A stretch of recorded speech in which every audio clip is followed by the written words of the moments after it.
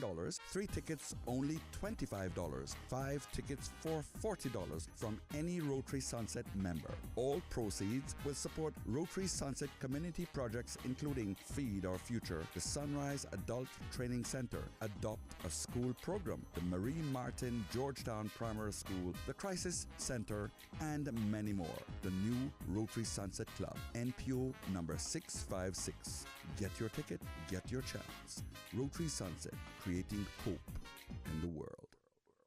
Talk Today is brought to you by Subway, open 24 hours in Countryside, Anderson Square in Georgetown, and Centennial Towers in West Bay. And by the Ministry of District Administration. Explore your history, explore your land, explore your sister islands. And Cayman Airways. Call them on 949-2311 to book your nonstop flights to Los Angeles and Panama. And now, Barbados. And Digicel, Cayman's bigger, better network. And Doctors Hospital. Peace of mind is important when life happens. Doctors Hospital, always there for you. Call 949-6066. But I do have some questions. There are more questions than answers. Cayman Islands' foremost listeners participation program. Talk Today. What is on your mind, Cayman? If you are ready to talk, we are ready to listen. Here's your host, Sterling Dwayne Ebanks. Hey, welcome, and thanks very much for joining us on another wonderful Wednesday as we invite you to be a part of something that is now official on the calendar. So if you're looking free for December, you better start early. Stay tuned for Talk Today.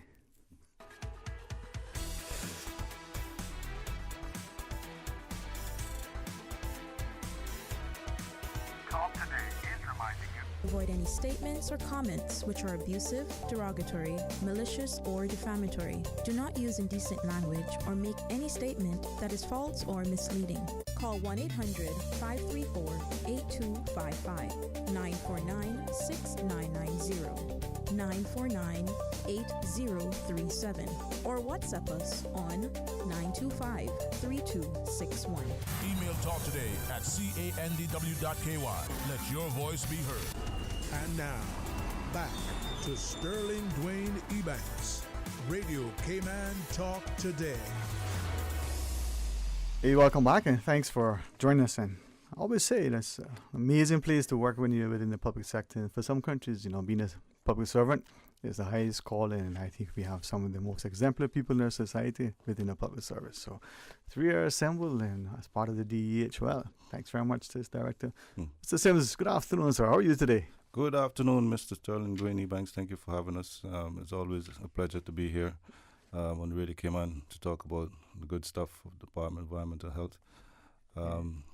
Today I have with me Assistant Director in charge of Solid Waste, Mr. Michael Hayworth.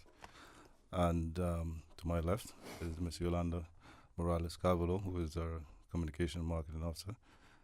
So we're here to talk about bulk waste.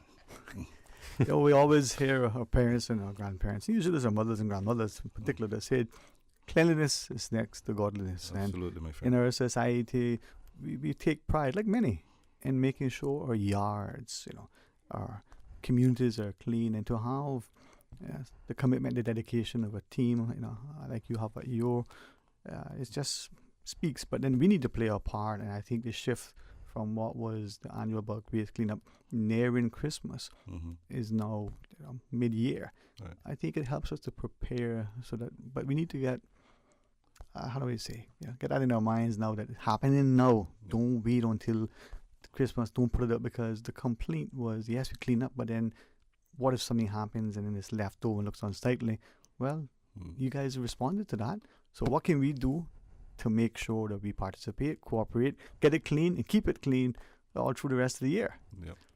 You see, one of the important things of the changes, like you mentioned, yes, during Christmas, everybody wanted to clean up and get ready for Christmas. But then, the complaints we were getting is we weren't getting to them on time, and, some neighborhoods would look better than some during the Christmas because of the excessive bulk waste that was coming out. And we are charged with the responsibility of collecting that.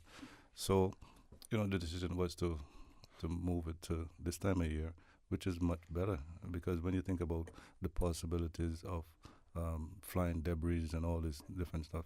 It's an opportune time for us to actually look and say, let me get all these old fridges and stove from around the place, and have Mike and his team come around and collect them. Lift it up.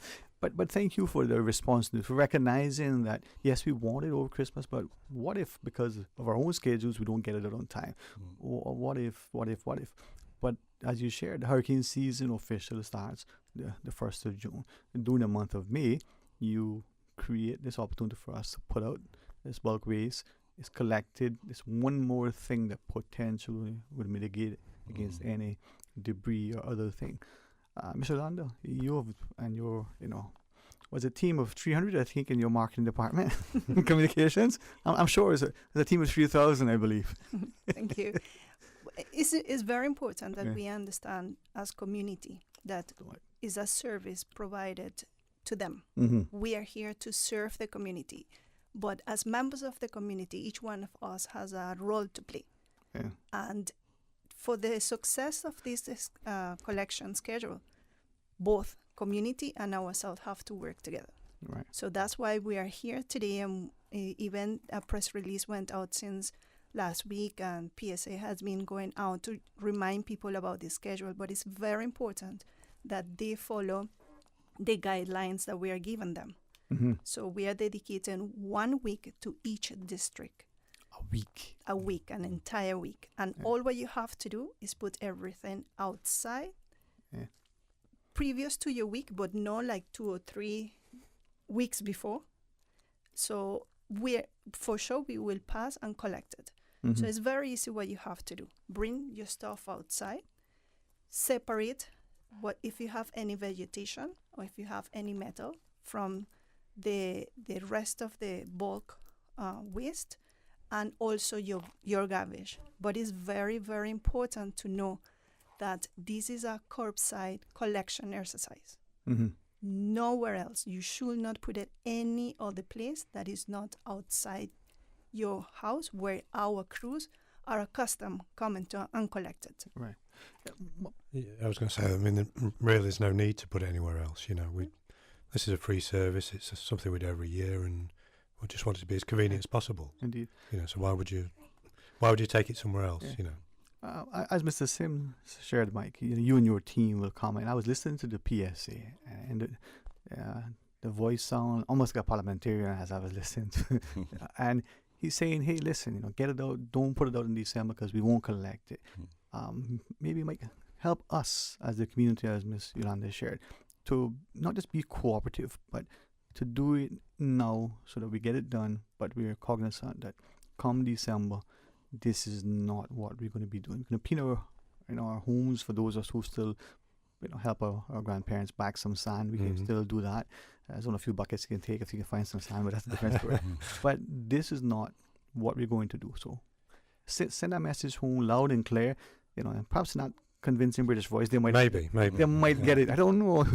If not, you'll either have to do it in Spanish for my best paid friends. Perhaps, but I mean, to be honest, it's just getting into a different rhythm, isn't it? Yeah. I mean, I just think of it more like a spring clean, or a late spring clean. Yeah. That's what we're kind of used to doing, after the New Year's passed its way. But we're that rhythm is just coming into the hurricane season. We just need people to have a look around, tidy up, tidy the yards, just keep an eye on those things that may, think for themselves. If the wind picked this up in my yard, it could potentially damage my property or my family. So we're providing that opportunity now.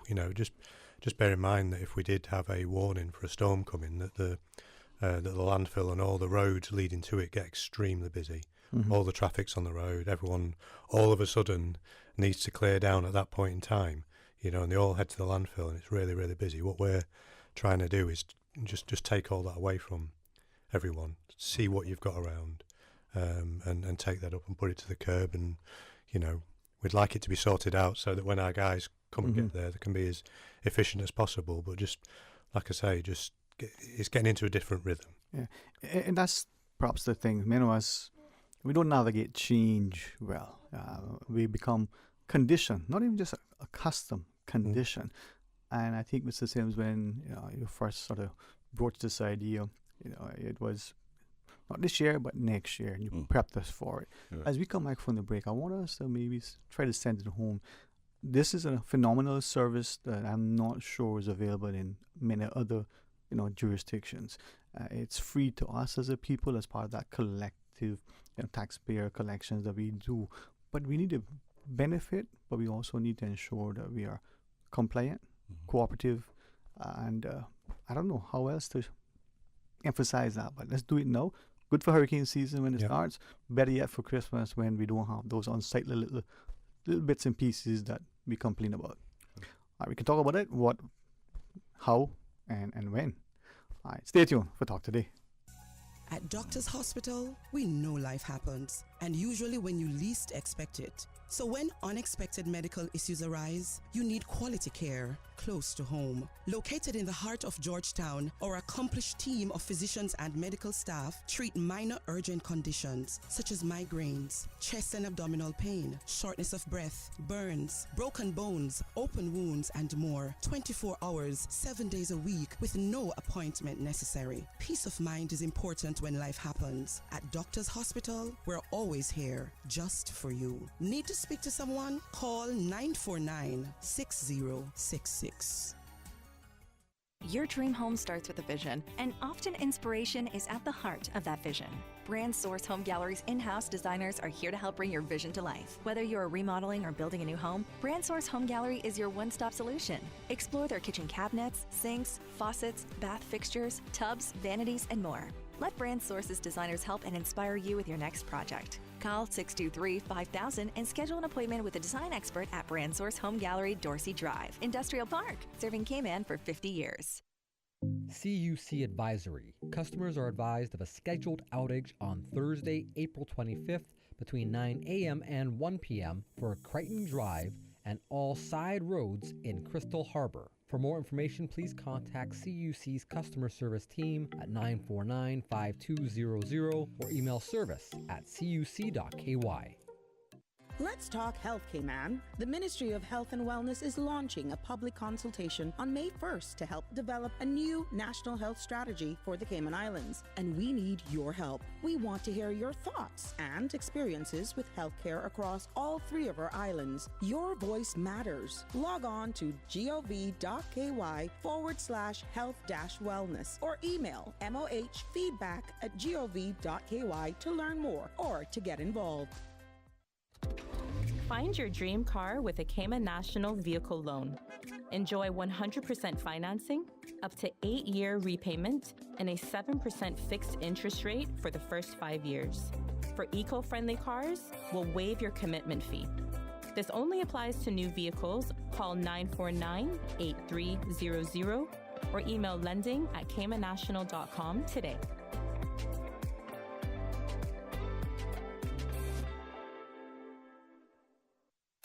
Cayman, get ready for an adrenaline-fueled event like no other. Round 2 of the 2024 Seaward National Tour, Sunday, May 5th at South Sound Dock. Watch as Cayman's top riders push their jet skis to the limits. JJ McLean, Klein Glidden, Brandon Elliott, and so many others. Family-friendly atmosphere, free admission, food trucks, and non-stop entertainment. Feel the vibe and ride the wave with the Cayman Islands Watercraft Association. Round 2 of the 2024 Seaward National Tour, Sunday, May 5th, South Sound Dock, starting at 11 a.m. Proudly sponsored by Car City, Cayman Islands Coast Guard, Cayman Islands Fire Service, Pepsi, Fast Signs, J&M Equipment, Ministry of Youth, Sports and Heritage, Party Animals, Seabreeze Charters and Jet Ski Rentals, Verdant Isle Farms, Health City Cayman Islands, National Logistics, Onshore IT, Ministry of Tourism and Ports, Radio Cayman, and Breeze FM.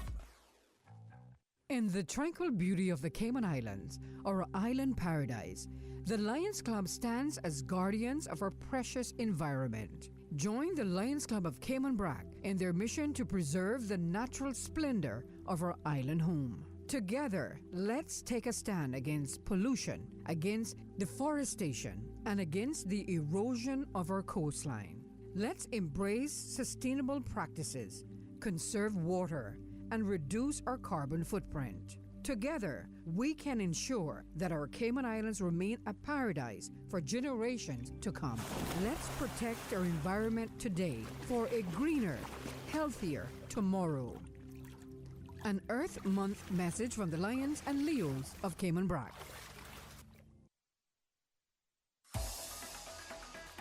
Radio Cayman's Talk Today.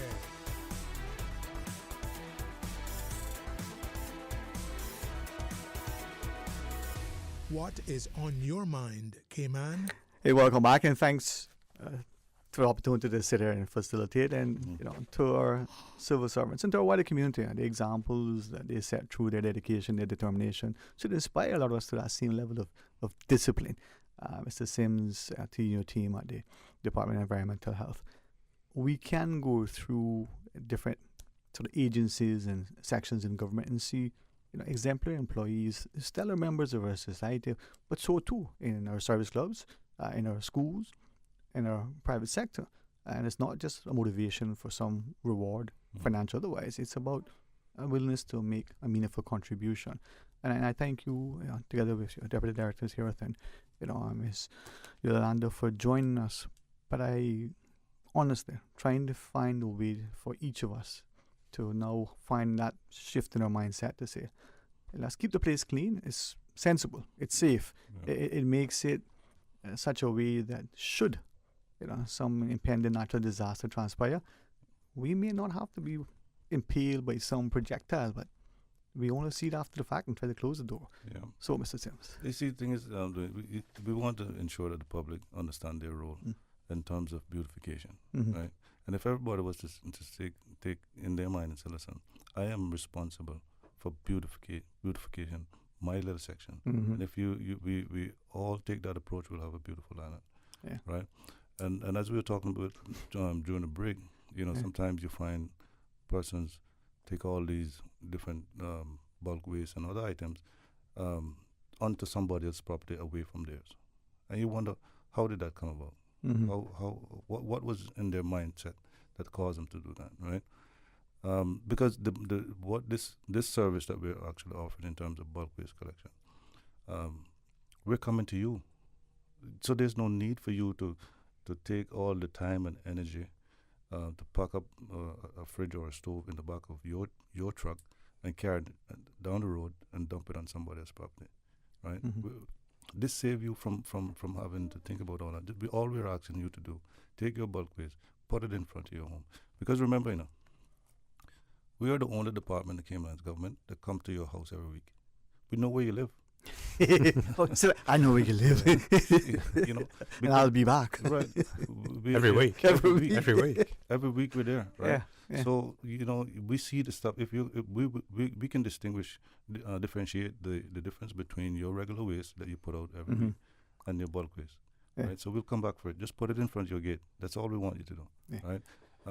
Because you think about, people. I don't know what's happening with some persons where they think about disrespecting people's property.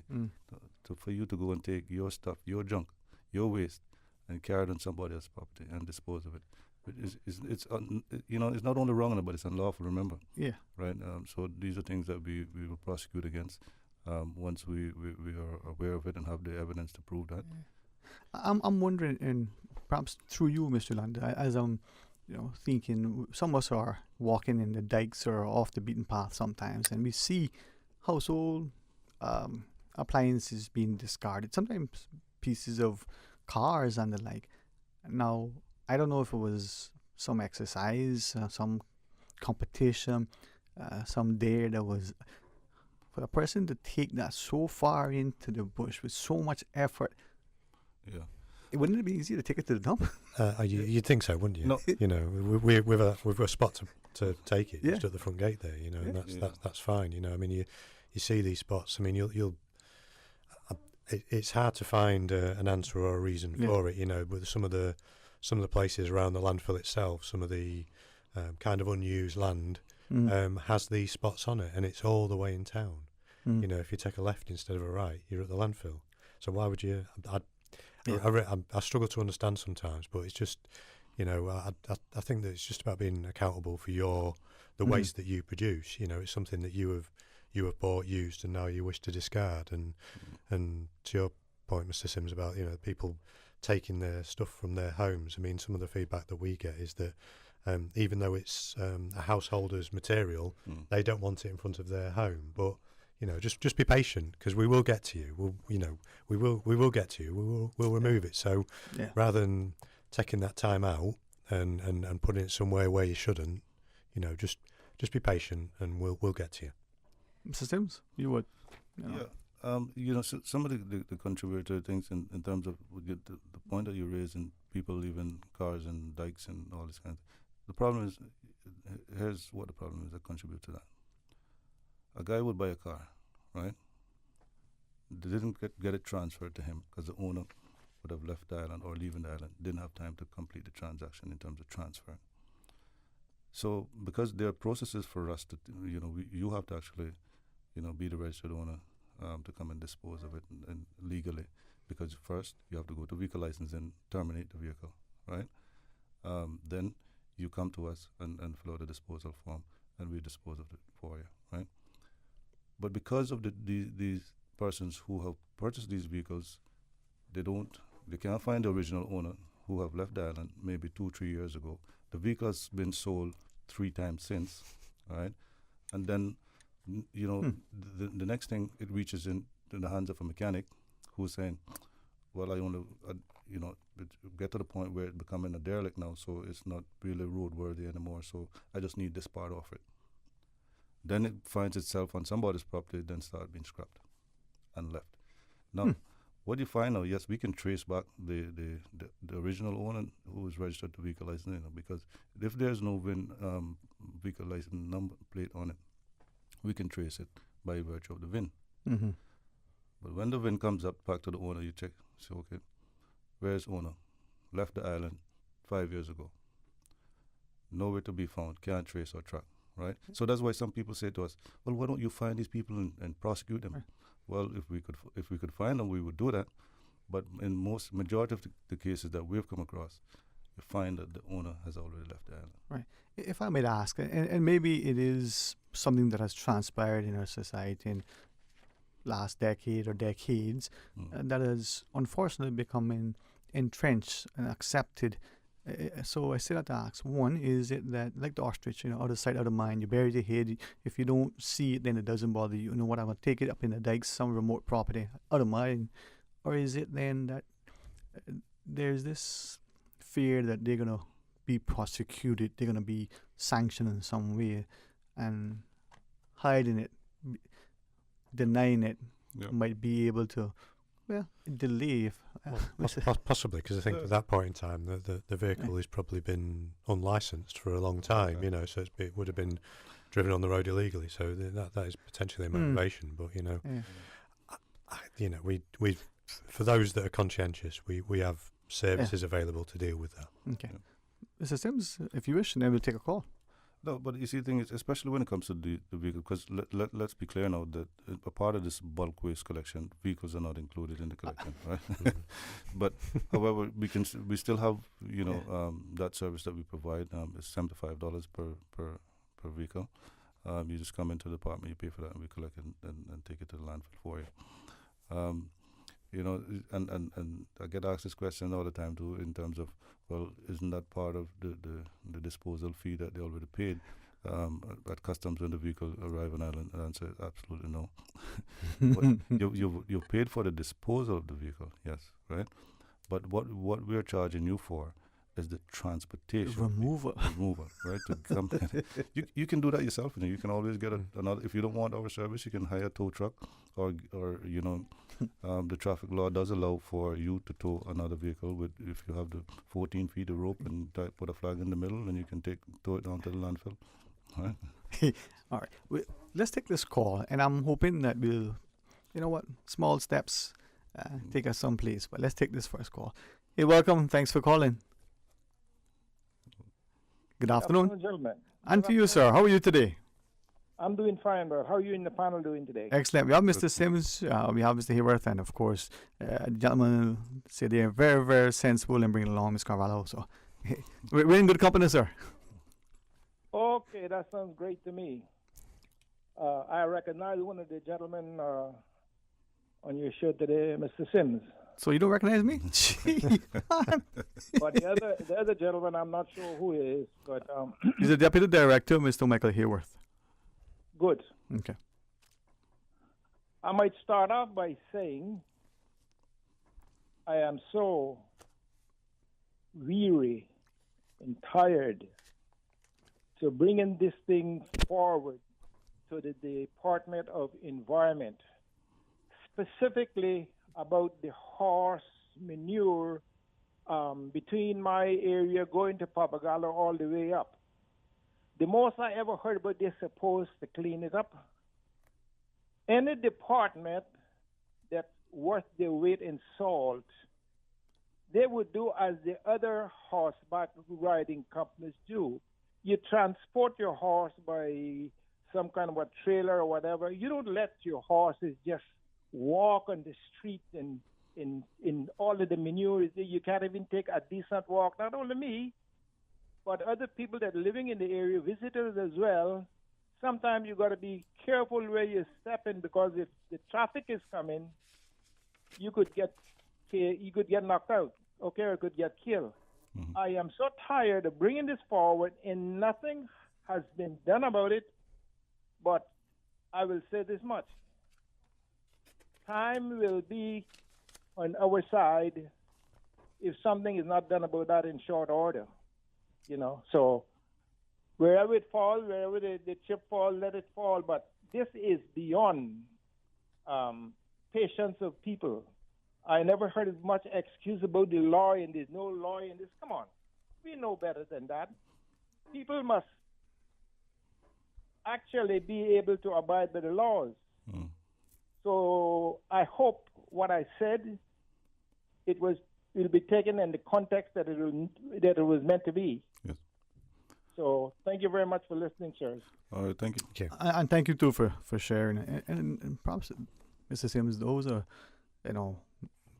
many things that we look at from there. So before we take the break, is there anything you want to share, Mr. Sims, and then we I'd certainly have my environmental team look at this complaint in relation to the horse stable that he's highlighted. Certainly, it's a type of nuisance that we can look into and investigate. So we'll certainly have a look at that. All right. Well, when we come back, hopefully we can remind people, for the annual bulk waste collection schedule. I guess on the way in May, we'll take them through the districts and, not have to worry about it again until next May. All right, join us after the break. Stay tuned. You know who this is? That same old girl that went to Hollywood and Panama? Well, guess what? The fun ain't done yet, because this year, I'm going to country concerts in Denver. I got kick up my heels in Times Square, and I got find my way to Barbados. I got keep living the dream with Cayman Airways. We so blessed to have them. I tell you what though, this old girl's feeling younger than ever. Make your travel dreams come true with Cayman Airways, offering international non-stop flights from Cayman to New York, Miami, Tampa, Denver, Los Angeles, Panama, Kingston, Mobay, La Ceiba, and Havana, plus Barbados. Enjoy free rum punch, free in-flight entertainment, free seat selection, and free meals on select flights. Call 949-2311, contact a travel agent, or visit CaymanAirways.com. At Doctors Hospital, we know life happens, and usually when you least expect it. So when unexpected medical issues arise, you need quality care close to home. Located in the heart of Georgetown, our accomplished team of physicians and medical staff treat minor urgent conditions such as migraines, chest and abdominal pain, shortness of breath, burns, broken bones, open wounds, and more. 24 hours, 7 days a week with no appointment necessary. Peace of mind is important when life happens. At Doctors Hospital, we're always here just for you. Need to speak to someone? Call 949-6066. Capella Music Festival is back on Saturday, April 27th at the Festival Green at Camana Bay, featuring a jam-packed lineup of local performers and international stars. With reggae royalty, Damian Jr. Gun Marley, soft rock heavyweight, Richard Marx, dance pop star, Becky Hill, Afrobeat star, Iris Lar, soca sensation, Jazz the Band, and world champion DJ Puppy. Purchase your tickets now at CapellaMusicFestival.com. Digicel has teamed up with Capella. We're giving away tickets for you and a friend to attend Cayman's biggest music festival. Win 2 Capella tickets. Simply activate a 30-day Prime Max plan or be an active postpaid customer and you could be our lucky winner. Don't miss out on this epic event. Go to your nearest Digicel store today or the My Digicel app for your chance to win. Digicel. Better connected. The 8:12 a.m. weather report, Monday through Friday, is proudly sponsored by CG Britcay. Insurance, health, pensions, life, where people come first.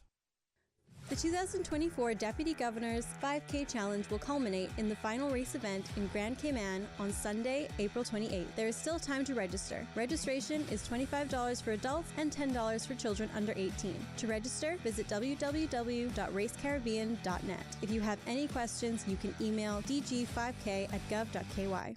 In the tranquil beauty of the Cayman Islands, our island paradise, the Lions Club stands as guardians of our precious environment. Join the Lions Club of Cayman Brac in their mission to preserve the natural splendor of our island home. Together, let's take a stand against pollution, against deforestation, and against the erosion of our coastline. Let's embrace sustainable practices, conserve water, and reduce our carbon footprint. Together, we can ensure that our Cayman Islands remain a paradise for generations to come. Let's protect our environment today for a greener, healthier tomorrow. An Earth Month message from the Lions and Leos of Cayman Brac.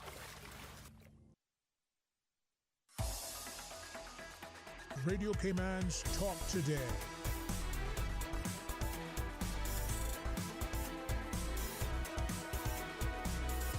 What is on your mind, Cayman? Hey, welcome back, and thanks for joining us, and to the Department of Environmental Health and its director, Mr. Richard Simmons, the deputy, Mr. Michael Hereworth, and and the phenomenal team of their marketing strategists, led by Ms. Yolanda Morales Carvalho. I share that because as I listen again, this in preparation for the PSA, the appeal and intonation of the gentleman who says, "Hey, come on, guys, let's do it now. Don't put it out in December." I'm hoping that we recognize the invaluable service that this is to us. We don't have to pay for it. We just need to, prepare ourselves, plan, put ourselves out where we normally put ourselves out, and then it'll take us through, Ms. Yolanda. And that is important because we need to, I will say, not clarify, but reiterate that we do not have any other place or site designated for you listeners to put your bulk waste. It's very simple. Put it where you usually put your separated, yes, but where you usually put your garbage outside your home. So we comment to you. You don't need to go anywhere. So it's very, very important. There are no designated sites for members of the public to transport and dispose the bulk waste. I appreciate you emphasizing that, and I can see immediately the convenience, whether you take your garbage from your kitchen, your back door, to your boundary by the roadside, and you'll hopefully a nice enclosed garbage area. But you don't need to move it in, let's just move it there. But with the greatest respect, I've driven around, and there sometimes even now, some of us in our communities have taken to putting things on little bits and shards of land. Is they worth? I don't know. Yeah, it's just probably a habit we need to get out of. We will come to your homes, and just bear in mind that the staff at DEH that are going to be doing the bulk waste collection. This is in addition to the day job. So we're still coming out in the mornings. We're still collecting the garbage from your homes as per the normal schedule. But then we're coming out again. So think of all the extra work that has to go into that, and putting these materials in other places is just another piece of work that's been given to someone. So just have that bit of respect for the staff that are coming out here for free to come and take your materials from your residents. It just makes our lives so much easier. Can I ask then two things? One, what is not maybe reference vehicles, for instance. What else is not part of this bulk waste? And then secondly, as you were talking, I was thinking of previous years. Sometimes people would put things out and they sort of come into the roadway, the public roads. Help us to navigate those two things. Yeah, I mean, the things that we don't accept are typically sort of hazardous materials. You know, we mentioned derelict vehicles. I mean, they're usually full of fluid and other such things that are flammable, but we don't accept those. We don't accept construction, demolition, waste. And there's things that typically we have in the home. One thing to note is things like gas cylinders. You know, we see those appearing at the roadside as well. Now, those materials they need to be treated separately. They need to be treated with care and differently, and we can't have those mixed up with the rest of the regular garbage because the majority of the bulk waste is going to go in the landfill, and we don't need to put more risky materials in with the waste that's in the landfill. Mr. Sims, I don't think your team can make it any easier. You take time to make the appeal, and as Mr. Yolanda shared, reiterate. But this is as easy as it gets. Because like I say, what we don't want is people, hiring a pickup truck just to go and take it down the road or the top of the road. Just remember, if you think of it this way, that whenever you put out your regular waste, you don't have to go anywhere but to your garbage enclosure right in front of your gate. It was the same thing we were asking you to do. Take the bulk waste right in front of your gate, and we'll come get it. Now we have the schedule. Today is what, 24th or whatever date today is, and it's starting in May. So we got time to prepare. But you emphasized earlier, Ms. Yolanda, don't put it out yet. How soon should we put it? A couple of days before? Tell us. Well, we'd recommend that people put it out at least 3 days from the beginning of the schedule. Okay. Right? And each week the collection starts from Monday. We are out collecting bulk waste from Monday to Saturday. Right? So the first week is designated to West Bay. That will be from May 6th to 11th. Then we move to Georgetown. So any bulk waste that is put in West Bay after that week is considered outside the schedule. So please do not do it. Make sure, in the case of West Bay, the bulk waste is put out within that week.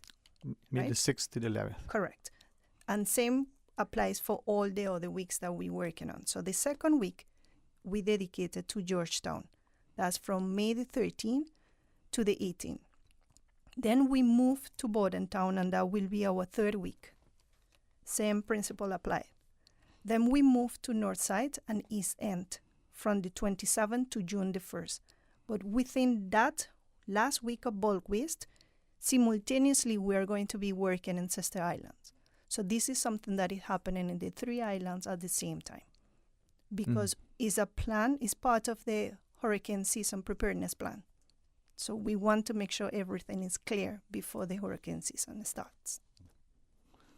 As you were sharing that, I'm thinking, we can even start our planning, but we don't need to put it out. So those in West Bay for the week of May 6th to the 11th, they can get theirs out a couple of days before.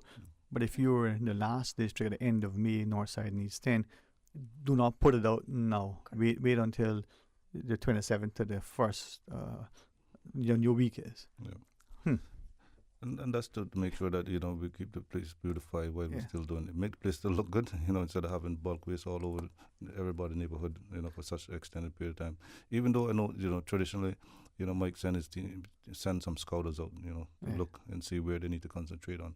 Because sometimes that's part of the planning process. So, because, we recognize that even though we have our trucks on routes, the whole island is split up in routes, for us, right? So we have different.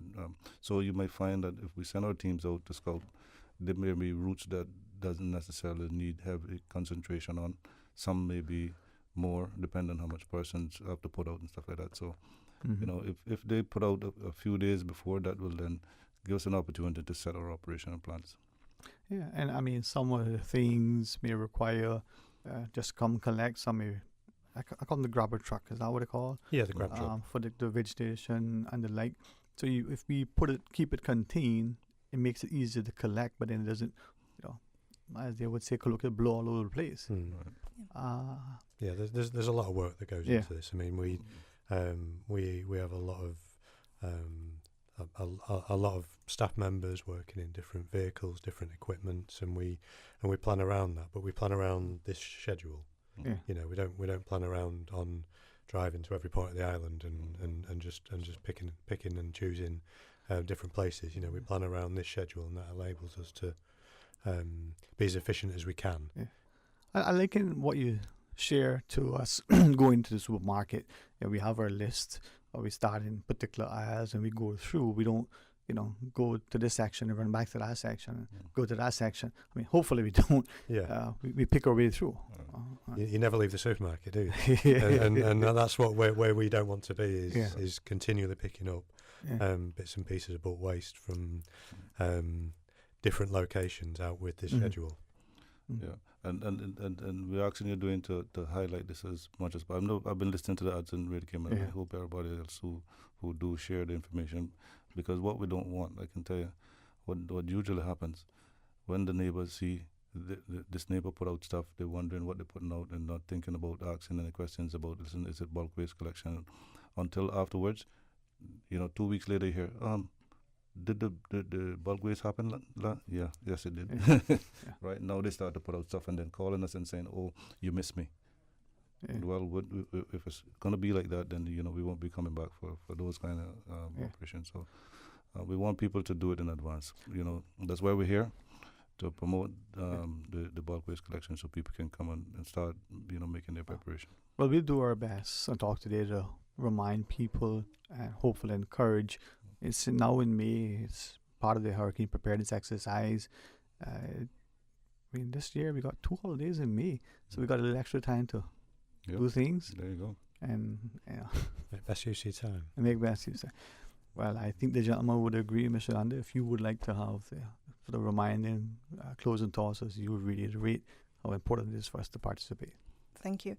Yes, we just want to remind people that we're here to serve the community. Mm-hmm. So please partner with us and let's make all together these bulk waste collection schedule a success for all. So we making it easy for you. Please collaborate with us. So all the resources are going to be actually concentrated in the areas they're supposed to. So we can do it. I believe we can do it. We have done it in the past. The majority of the people are helping us, are supporting us. So we just need those few ones that like to drop things outside the schedule or in other places. Please do not do it. We coming to you. We're going to post it. Yes. Thank you, sir. Yes. All right. And we come back on between now and help us to help you so that we can show the appreciation that you're doing. But for us, as Mr. Yolanda shared, let's collaborate, let's cooperate, and let's ensure that this is a successful partnership. Yes, thank you. And I just want to say thank you again, Dwayne, for inviting us here, and appreciate the time to kind of promote this bulk waste collection. And I want to make sure before I leave here to thank all the hard-working men and women of the Department of Environmental Health who take part in this thing annually. I tell people all the time I have the best civil servants working for me in the Department of Environmental Health. So, really appreciate all the work that they do. And I want to thank them publicly for it. You're most welcome, and thank you all. I mean, it's a job that is noble, and you guys are there constantly. I've seen it in the days when it's kind of rain and for me cold, and you're there, your team. So thank you all very much. No problem. Thank you. All right, thank you. The bulk waste collection schedule is for May. We're going to remind our listeners it's going to replace what used to be at another time of year. It's now May. So don't forget, it's in May. When we come back, the Honorable Health Minister joins us, and we're going to be talking about the health strategy. So please stay tuned, listen to our news, and join us after. If they are talking about us, living in your head rent-free all this time, we must be relevant. Radio Cayman since 1976. From Radio Cayman's newsroom, this is Headlines. Local, regional, international news. With your latest headlines, I'm Felicia Rankin-Solins. The Department of Agriculture is offering a home garden course Saturdays, May 4th, 11th, 18th, and 25th from 9 a.m. till 1 p.m. Register and pay by May 3rd to secure your spot. For more details, call 947-3090. In international news, roads have turned into rivers in the Kenyan capital, Nairobi, as a top official said flooding had escalated to extreme levels. Heavy rain has pounded Kenya in recent days, causing widespread devastation. The UN says that at least 32 people have lost their lives, and more than 40,000 have been forced from their homes because of the rain and flooding. Megan Thee Stallion has been accused of fat-shaming her former cameraman and having sex next to him in a car in a new lawsuit. The U.S. rapper is alleged to have made an intolerable work environment by ex-employee Emilio Garcia. In a claim filed in Los Angeles, Mr. Garcia also claims a change to his contract left him with unpaid wages. Megan's lawyers told BBC Newsbeat the claim was an attempt to embarrass her. This is an employment claim for money with no sexual harassment claim filed and with salacious accusations, they said, adding that they will deal with the lawsuit in court. These are your headlines. I'm Felicia Rankin-Solins. More news available at www.radiocayman.gov.ky. Check out our social media pages: Facebook, YouTube, X, formerly Twitter, Radio Cayman Headline News.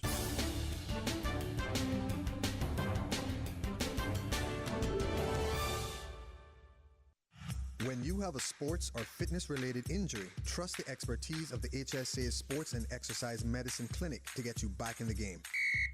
Our internationally trained and certified physicians specialize in sports traumatology, sports medicine, pain management, and orthopedic surgery. For treatment of common injuries such as tendonitis, arthritis, tennis elbow, rotator cuff, or knee tears, schedule a consultation with the Sports and Exercise Medicine Clinic at Smith Road Medical Center by calling 949-8600 or visit hsa.ky for more information. Marcia Emily Bodden Bush, MBE, Certificate of Honor. 1933-1997. Marcia Bodden Bush was a teacher, librarian, registrar of births and deaths for Georgetown. She was the first woman chief accountant, first woman collector of customs, and a founding member of the Currency Board. She served her country as a civil servant for 35 years, receiving the MBE for her service in 1985, as well as a Certificate of Honor for her contribution to education. She was among the first graduates of the Cayman Islands High School, receiving the Senior Cambridge Certificate in 1952. She later returned to the high school as a mathematics teacher, while also serving as librarian at the public library. Apart from her civic accomplishments, she was a talented artist and writer, and was proud to be the granddaughter of Leela E. Ross Shear, composer of the Cayman Islands national song.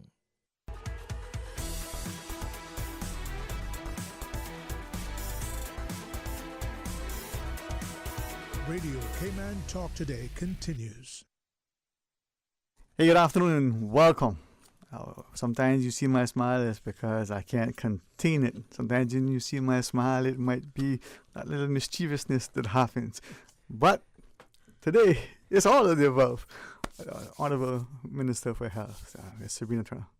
Good afternoon, and it's amazing what I bring out of you, and thank God it's the wellness side that's kicking in, but Sterling, it's a pleasure to be on your show this afternoon, and good afternoon to your listening and viewing audience. And welcome. It's something that Mr. Sims shared earlier, and sometimes the beauty of our society is that we can look across the table and see not just our neighbor or classmates, but we see a reflection, and that is fundamental. It is evident in those homogenous societies, probably in larger jurisdictions. And what is the Cayman of today sometimes is, well, not always what it was yesteryear, but if I might, a fellow whose father has looked to his daughters, myself and sisters, with such sense of independence and a such of strong, prowess, academic otherwise.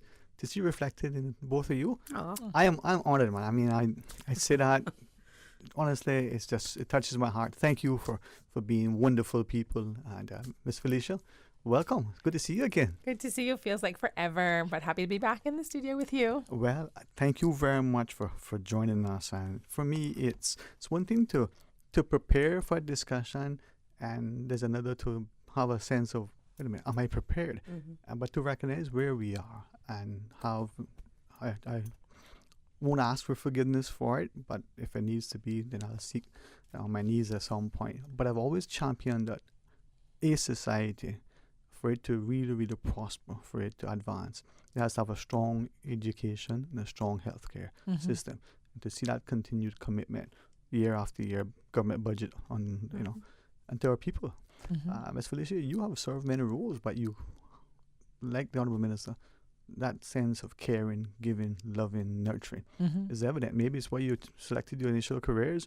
It may be why others inspired. So I'm excited to see where we're going to take. Perhaps to the Honorable Minister first? Yeah, for sure. All right. So National Health Strategy, huh? Yes, National Health Strategy. And we have been hitting the pavement very hard since Monday in getting the word out there that the National Health Strategy and plan for 2024 that will take us to 2034. We're definitely getting the word out there and letting people know that we are fulfilling this 7-year gap right now. And who best to actually play a part in this are the people of the Cayman Islands, but understanding exactly what it means for the Cayman Islands is why we're actually hitting the pavement running, going to the necessary media outlets, and you will hear from other members of our ministry throughout the entire month of May, which is why we're here today. And I am so pleased to be joined by our first Chief Nursing Officer. Again, congratulations to her, who's now in that position, is now placed within the Ministry of Health and Wellness to help me roll this out. What a better way to do it. Yeah, I think, and again, public congratulations. We recognize things unfolding in our society, not just the bureaucracy and not just how the hierarchical sort of administrative chart, the CMO, moving initially, and perhaps within the health services sector. Maybe we don't always appreciate the policy that follows, and the CNO, the Chief Nursing Officer, as I think Dr. Hazel was previously, and so many others. So, Ms. Felicia, that move helps us to identify where we're going, what is important. Yeah, I mean, I must say thank you to the Ministry of Health and Wellness and to the Honourable Minister for seeing the need for taking nursing to that level as well. Before it was at a local institutional level, which means that the CNO in that role could only really direct policy within HSA. Having it at an international level means that we can look at what it means for the whole island, setting standards and guidelines and practices and safeguarding the nursing profession and also the care that's provided by our nurses for the whole islands, including the BRAC and Little Cayman. So it's a really huge step, and it's a huge honor to be in this role. Thanks. That was one of the visions when I got into the ministry that I saw was missing. And I am so happy that my colleagues supported me with the funding in order to provide that position within the ministry. And of course, then the chief officer in support of other senior staff of the ministry brought it to fruition. But I mean, the representation, and right now she started off quite well. People are just understanding it. And this is why it's imperative for us to be on to disseminate the information, educate and inform the country as to what this means, not only for the nurses in our island, but also to the community at large, of what that, having that position and an individual in that position at a national level, what that means for our growth. And I think as we look increasingly now, certainly I recognize that this is that first foray into introducing it, and we talk more about it. And I'm going to be respectful that you both have other pressing engagements, so between now and 1:30. But what is, the intent for the National Health Strategy? What was the impetus for it, Honourable Minister? Sure. The health strategy, and I've been using this a lot for those who may have heard me since Monday speak about it. What we're doing, the National Health policy was something that was created back in 2012. The last one that was done was in 2012. It was done for 5 years. It expired in 2017. Understanding the complexities of healthcare in the Cayman Islands, each 5 year, or in this case, we're doing 10 years, that should be reviewed, revised, updated. And we have pretty much been flying in the wind for the past 7 years. So what we're doing right now is we're filling that gap that even under Public Accounts Committee, it was a recommendation for government to update their national health policy and strategy, but also to include an operational plan. So we are fulfilling that with actually taking this on board in this cycle of doing a 10-year plan that would meet the recommendations from Public Account Committee. And that is why we are excited that the Ministry of Health has also engaged Pan American Health Organization, PAHO, to help us support this initiative and get this off the ground. Please note that the Ministry of Health, the Cayman Islands, has been members of PAHO since 2001. So this is not costing this country or our people any additional money. It's no cost. These are expertise, and definitely that comes along with being a member. And I can only say it's like the constitution of healthcare for our jurisdiction that we are definitely renewing for the next 10 years. So, Ms. Felicia, we recognize it's a 10-year strategy, but help us then to appreciate. So, what is going to transpire? The timeline. Give us an overview. So right now we are just flooding the communication lines with the fact that this consultation period is coming. Starting May the 1st, we will have public meetings. We will have a survey link. We will have our email and WhatsApp and everything up and running for people to just give us their opinions. How is healthcare for them? Everyone accesses healthcare, whether it's for themselves, their loved ones. What is that experience like? Do we have enough of any particular type of care? If I have a chronic illness, am I able to get the needs I need to get within here? What would be beneficial to add here? From a governmental support, is there enough finance and funding in that regards? From an environmental aspect, how does that play in? Do we have the right foods that are going to help us to eat healthy? Do we have the right exercise programs in play so that our kids can exercise? It's a health strategy that's going to help us to guide how the government and the Cayman Islands proceeds with healthcare to meet the needs of our population, which is growing. I mean, we have grown so much in the last couple of years, and then COVID on top of that changed what things look like again. And so taking all that into consideration, it is an honor that the ministry has been working on this for a little while and are now at the point in time where we can consult the public and get their feedback, because we want it to be the Cayman Islands strategy, not my strategy, not the ministry strategy, but the Cayman Islands on a whole. Their thing. So they need to look out for that. That's what's coming. Or not a cookie cutter from a regional country or some other country in the world. It is important that engagement and stakeholders that actually will play a part of this are actually they're building blocks to this. And I think you're going to take a break in a couple of seconds. No, Mom, because we're straight to 1:30. Yes, excellent. But we can take it. We're going to be here till 4. Yes, I don't doubt you will be. So that's good, so that we don't have to, because we're just making sure we get all the information out. Yes, but Mom. When we look at the deliverables of this document that will be produced, we're developing the overall health sector assessment, and that includes technical analysis as well as the opinions and viewpoints of stakeholders, which is key. And I'm going to allow the CNO to go into that a little bit more. But it also includes the priority setting of the national health policies, national strategies and plans, and that will then determine the strategic direction for the national health plan overall. And then you also look at the strategic planning in itself, transforming priorities into plans. Then the operational arm of it is transforming plans into action. And you look at the estimating costs, where we come in as the government, implementations of this strategy that will provide, the overall costing of the actual document at the end of the day.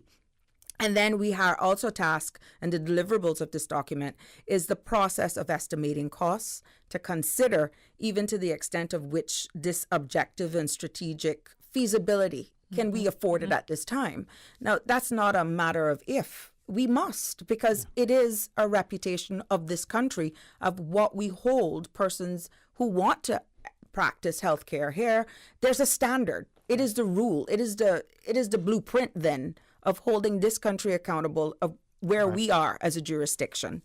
So we're going to be on the road here on other social media platforms, definitely getting it out and engaging with a lot other stakeholders that includes government ministries and so we will be having key stakeholders from all the government ministries across the board, meeting with them, either their CEO or someone that they would send as a representative. We also are going to be meeting with the nonprofit organizations out there, because they touch a lot of healthcare related needs as well. We're going to be meeting with insurance companies, the public and the private, trying to figure out where they see the needs to change and affect healthcare on the island. We're going to also be looking at the healthcare practitioners, so the different doctors' offices, the different institutions out there, public and private, because we need all of that to inform. One of the main things with this particular ministry is what we're moving towards is data-driven documents. So if we do the data, like when we did the STEPS program, which while this is separate and apart from the STEPS program, that will help inform where we go now with this plan. So based on what because the STEPS program actually gave us a kind of like a heartbeat of what the health is like in our community. Taking that heartbeat of what we have and then informing this document along with all the feedback we're going to get from our lovely community, and I'm counting on you guys to like fill out the survey, to get involved, is going to help us inform this strategy that then for the next 10 years we know we're on point with what we want to have happen in our country. You referenced starting May 1st. Now, consultation periods, if it's, let's say, for example, parliamentary bills last a certain time. Is this May 1st to May 30th? What's the timeline? Yes, it is May 1st to May 31st, 1 month of an open consultation period where the phone lines will be open, the WhatsApp will be open, the email address will be open, the link for the survey will be open. And we want all ages. I wanted to say that as well, because as we mentioned earlier in one of the other shows, if my daughter is 15 now, in 10 years, she's going to be 25. So this is going to affect her. So we don't want to just hear from, we want to hear from the kids, because it's going to affect how they interact with healthcare for themselves or for their loved ones. She might be taking me to the hospital. Who knows? What does that look like? Yeah. Exactly. What does that look like? What do we need so that we really meet the need of the community? All right. And I'm glad you referenced the STEPS program. I wrote it down to ask, because we did that. We got information. And I want to say that we did that. It was not easy, and I wasn't there for that part, but I did come in and kind of help push it along. But we did that. The Ministry of Health and Wellness was able to do that, which is huge, because we haven't had one in, I don't know when. It was more than 10 years, I think. Yeah, yes, 12 years. Was it? Yeah. So I remember the first iteration of it, and it was not unlike, that sounds very English, it was much better, more direct.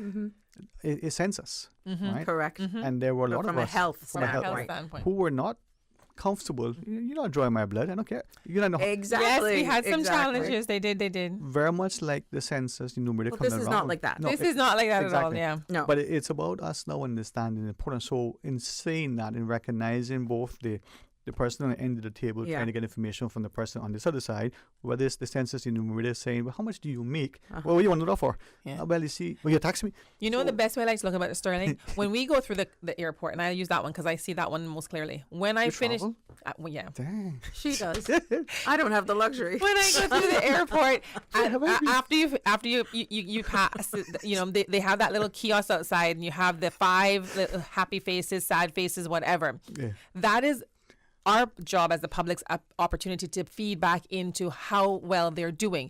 Well, this survey is exactly that, except guess what? You don't just have to hit a button. You get to explain what you think works, what you think doesn't work. We want your opinion, your feedback. Is it something we do well all the time, sometimes, or never, so that it can really inform the strategic outline for the government. So we have a couple of things, because in tying the steps, we understood what it was. We understand some of the things. How does this, I know you alluded to it, Ms. Felicia, as we speak to the Honourable Minister and the CNO, how does, so that sort of ties into this, Honourable Minister? All of it is building blocks. The information that we're collecting for this National Health Survey will provide the overarching guiding document for the Cayman Islands that defines this 10-year strategic direction. Now, for the STEP survey, what we did, that gives us some idea as to where the actual health status of our country is. So based on the lab works that some of the people did, that will tell us if there's high cholesterol, there may be some high blood pressure. Let's say if we've seen a trend that there was more cholesterol in, example, West Bay, but more hypertension in North Side, example, we can go into that information, scrub it to see, well, what is the likelihood 5 years, 6 years down the line that we could have increased amputations, we could have a demand on increase for kidney disorders that would require dialysis. But the purpose of that is to be able to get the funding and resources to attack persons early and not end stage. That's what that does. What we're doing with the National Health Strategy, with this particular document, we're getting the information, which is coming from a different angle, and we're making sure that the stakeholders that we engage with, that is around the table, is full circle, because we are breaking down silos, sharing of information, and we cannot say we are breaking down silos because it's a ministry's document, Ministry of Health document. That is why we're encouraging chief officers to allocate or themselves from the various government ministries, various government departments, from the boards, committees, councils, commissions, healthcare practitioners, both private and public, as the CNO alluded to earlier on, faith-based organizations, non-for-profit organizations, and health insurance companies, both public and private sector. We can't do this alone. So with this now, I mean, I know this, and I appreciate this is a sort of, for us anyway, an intro and hopefully an invitation to be a part of the information sharing.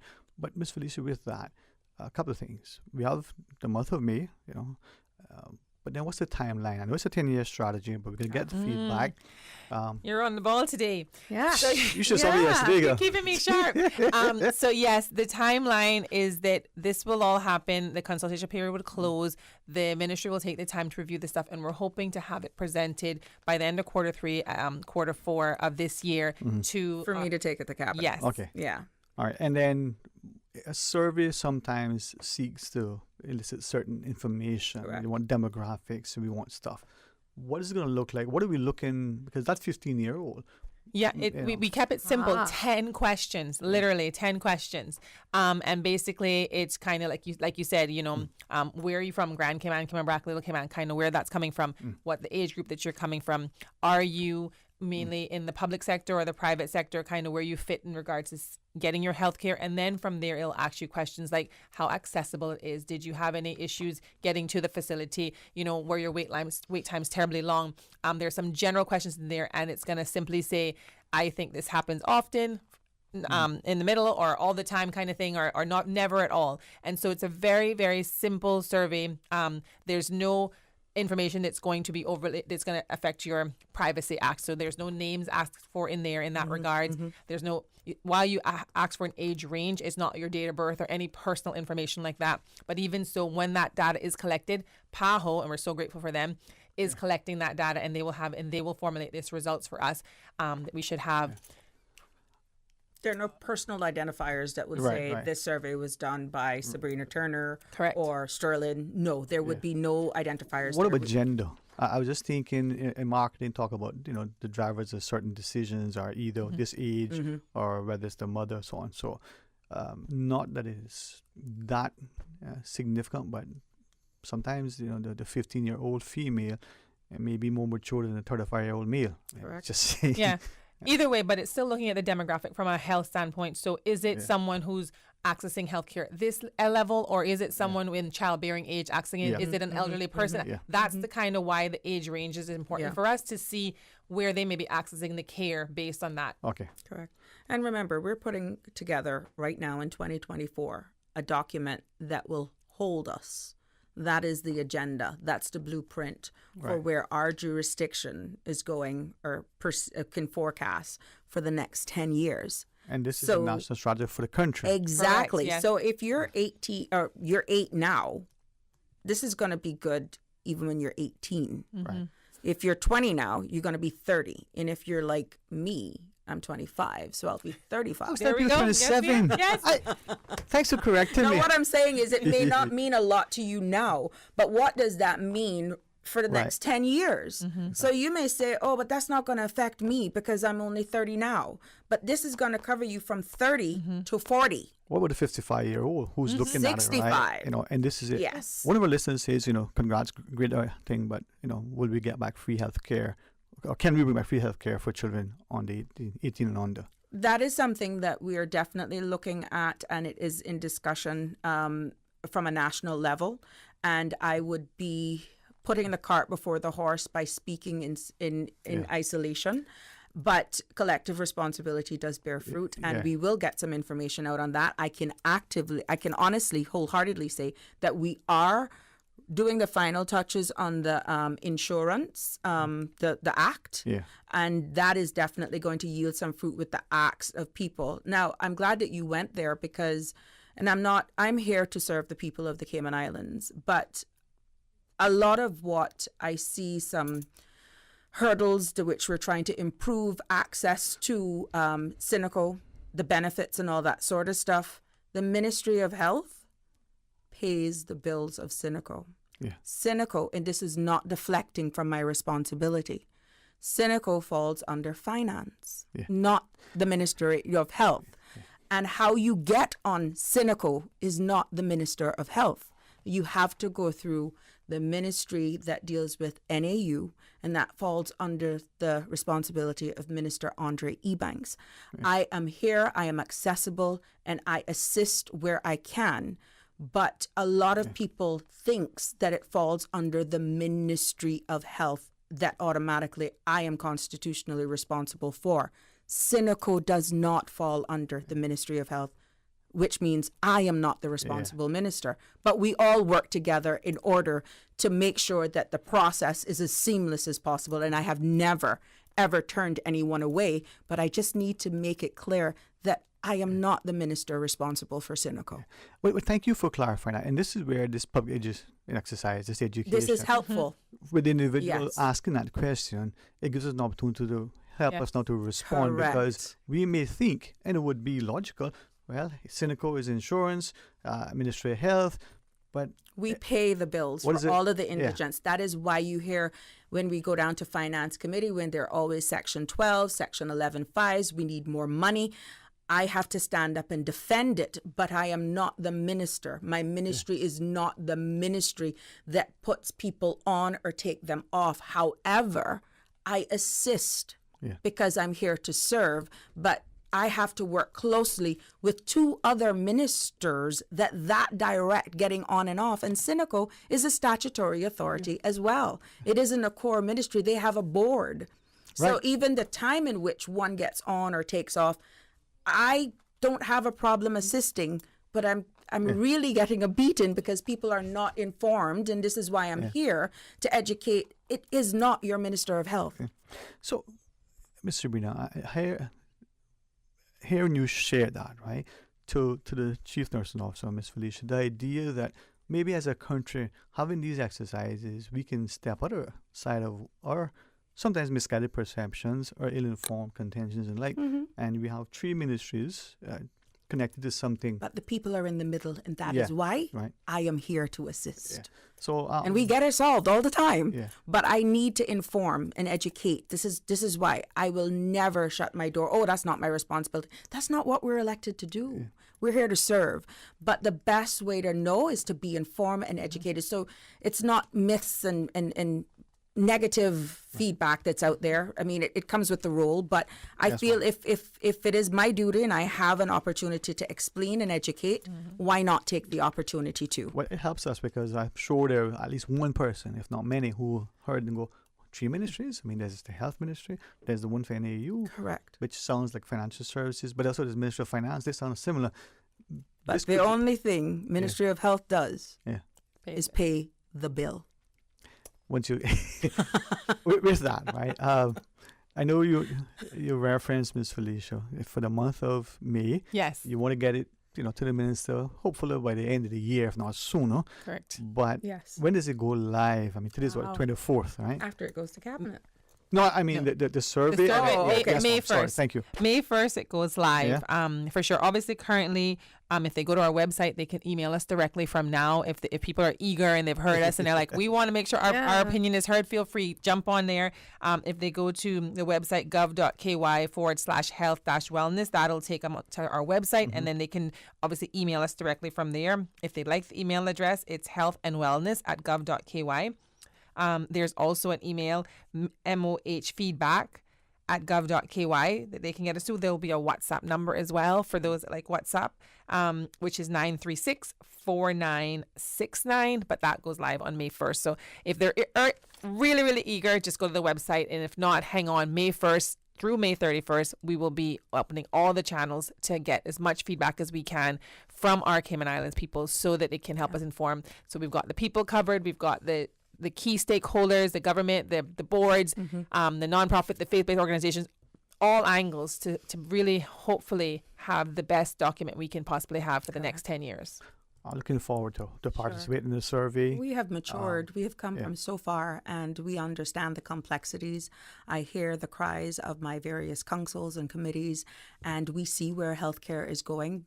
And that is why it's imperative that nationally, the world knows that we have ethics, we have standards, and this is why it's important for us to finally get this national health strategy up and current, because like I said, the last one that was done in 2012. It was good for 5 years. What has happened since 2017? Where have we evolved? Where is healthcare? Look at the asks. Look at how much businesses have come on board, and that gap needs to be filled so that document from a national level will send a clear message that is data driven from our Cayman Islands and not someplace else. Well, I certainly, in which way, would be more than willing to help. Thank you so much. I've said this, that it's one of our pillars. I don't think anybody can deny healthcare that. affects us all. Yeah. At some point in time, in some way or form, we'll all need that service. You say many things that, without question resonate with us, Ms. Felicia, but as you just shared, as a parent, you encourage your child because you may be taking that child now for, that scheduled visit and checkup. Flip it over one when day. They have to be taking us. Right? Yes. What do we want that to look like? Yes. And, well, anyway. And far too often, succession planning. It's just forward thinking. Yeah, and far too often, as Minister alluded to, we've in the past gone, oh, this works over here, and this works over there, and this works here, and we're going to pull it all together. No. This is not what we want for our people. No. We want something from the Cayman Islands. Yeah. So I'll then use the word that some didn't appreciate many months ago. He was talking about bespoke. It was in relation to something different. Now we hear, concierge, boutique. All it is just customizable, but let's let it for us. So, Honorable Minister, I tried to behave, Mom. You did. I'm very proud of you. I'm very proud of for those of you who know myself and this gentleman. Yes, it is like a reunion when we come together. But I mean, it has been a pleasure in this role and my former life of working with you. It is always a pleasure to come back, but sharing of this information I think is key because we have to inform and educate our society so that they know that we can have no more silent victories or wins, and we want our people to always be informed, and that's why it's important for us to engage with them through mediums like this. Wow. One last thing, sorry, I feel I keep thinking that. I just want to say a huge thank you to the Cayman people for their cooperation with the STEPS program, because that was huge. They've helped the Ministry of Wellness get that first part of this process. Now we're on the second part, and we need to put this together. So I implore everyone to participate in this survey when it comes, or let their voice be heard. So thanks for your participation, and keep with us. Yes. Thank you all, and we're happy to have other discussions scheduled, but invite you guys back. One of our listeners shared how not just refreshing, but so wonderful to have two dynamic ladies like yourself leading us. Thank you. That's so kind. Thank you. Well, that was one of our listeners, but I'm glad to read it, and it is thank true. You so much. Thank you. Yeah, thank you all. And you know what? Before I say something else, yourself. Let me take to go to a break. And when we come back, it's going to be open line. I can't promise you I'll be here, but I'll try. Stay tuned for Talk Today.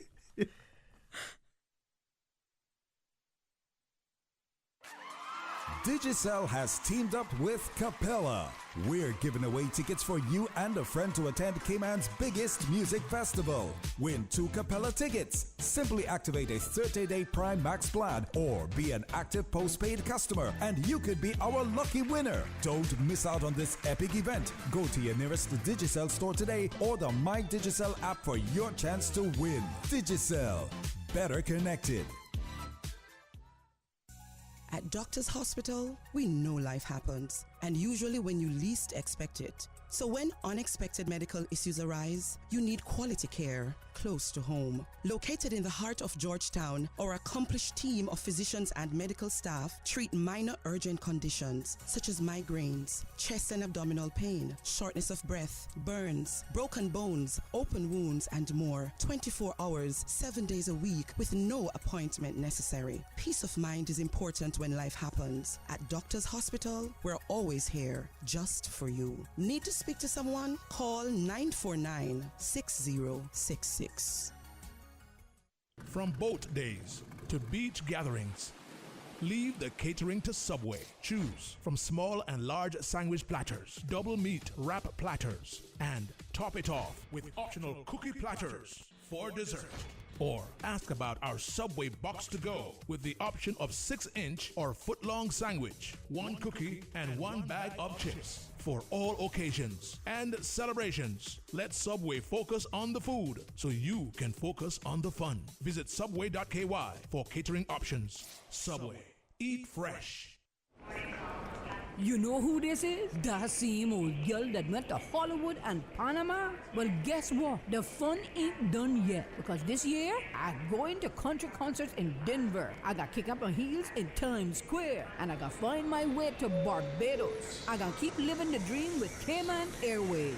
We so blessed to have them. I tell you what though, this old girl's feeling younger than ever. Make your travel dreams come true with Cayman Airways, offering international non-stop flights from Cayman to New York, Miami, Tampa, Denver, Los Angeles, Panama, Kingston, Mobay, La Ceiba, and Havana, plus Barbados. Enjoy free rum punch, free in-flight entertainment, free seat selection, and free meals on select flights. Call 949-2311, contact a travel agent, or visit CaymanAirways.com.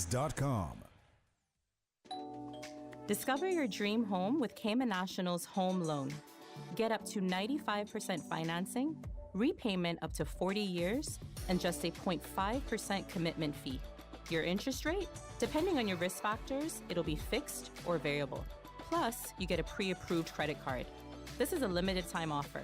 Dial 949-8300 or email lending@caymannational.com today. The Family Resource Center has several upcoming parenting and family programs suited for all kinds of families, starting at the end of April. FRC continues to receive positive parent feedback, such as this most recent testimonial. I can't express enough gratitude to the Family Resource Center. The depth of knowledge and practical strategies shared throughout the sessions was truly transformative for my family. I highly recommend to any parent seeking effective tools and support in raising happy, resilient children. Thank you for making such a positive impact on my family dynamics. Would you like to experience these same benefits for your family? Then contact the Family Resource Center at frc@gov.ky or call 949-0006 to learn more. Follow them on Instagram and Facebook to stay up to date. All programming is government funded and free of charge to residents who are raising children in the Cayman Islands. Let's talk health, Cayman. The Ministry of Health and Wellness is launching a public consultation on May 1st to help develop a new national health strategy for the Cayman Islands. And we need your help. We want to hear your thoughts and experiences with healthcare across all 3 of our islands. Your voice matters. Log on to gov.ky/health-wellness or email mohfeedback@gov.ky to learn more or to get involved. Cayman, get ready for an adrenaline-fueled event like no other. Round 2 of the 2024 Siwa National Tour, Sunday, May 5th at South Sound Dock. Watch as Cayman's top riders push their jet skis to the limits. JJ McLean, Klein Glidden, Brandon Elliott, and so many others. Family-friendly atmosphere, free admission, food trucks, and non-stop entertainment. Feel the vibe and ride the wave with the Cayman Islands Watercraft Association. Round 2 of the 2024 Siwa National Tour, Sunday, May 5th, South Sound Dock, starting at 11 a.m. Proudly sponsored by Car City, Cayman Islands Coast Guard, Cayman Islands Fire Service, Pepsi, Fast Signs, J&M Equipment, Ministry of Youth, Sports and Heritage, Party Animals, Seabreeze Charters and Jet Ski Rentals, Verdant Isle Farm, Health City Cayman Islands, National Logistics, Onshore IT, Ministry of Tourism and Ports, Radio Cayman, and Breeze FM. Hey Bobo, have you taken the pledge? What pledge? The Safe Drivers Pledge, to show your dedication to fostering a culture of responsible driving. Some of the accidents we have in Cayman could have been avoided simply by drivers being more vigilant behind the wheel. You're right, Our actions behind the wheel can have serious consequences. Everyone should make a commitment to drive safely. Where can I take the pledge? Visit gov.ky/road safety/pledge. Thanks. I'll tell others to take the pledge too. Let's make our roads safer together and say no more for 2024. Visit www.gov.ky/road safety for more information and to take the pledge. Radio Cayman's Talk Today.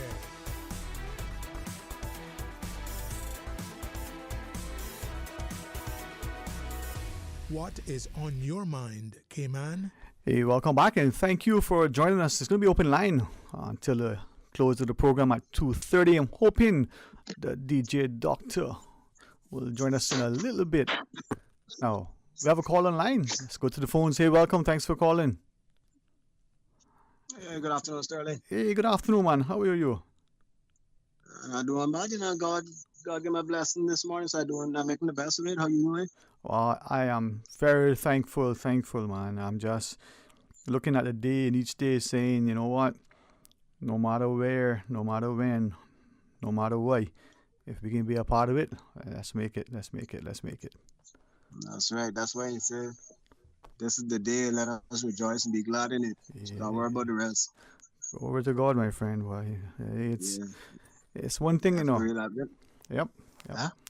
See, we subscribe to many religions, right? And even in the Cayman, as presumably the Christian religion is the dominant one, yet there's so many denominations and disparity and division, discord, disharmony, and this whole thing that causes the people to feel not just divided, right, but disconnected. So for me, it's not the religion and the religiousness, it's the relationship. And we ignore it sometimes, Yeah. No? Yeah, that's true. I mean, a lot of people forget about where they came from. Yeah, man. And we all came from a God-fearing, believing family. So no matter who out there, no matter the lifestyle they live in, one of the things that I always tell people, when a man fall off a mountain and he falling down in the valley, the first person he call on?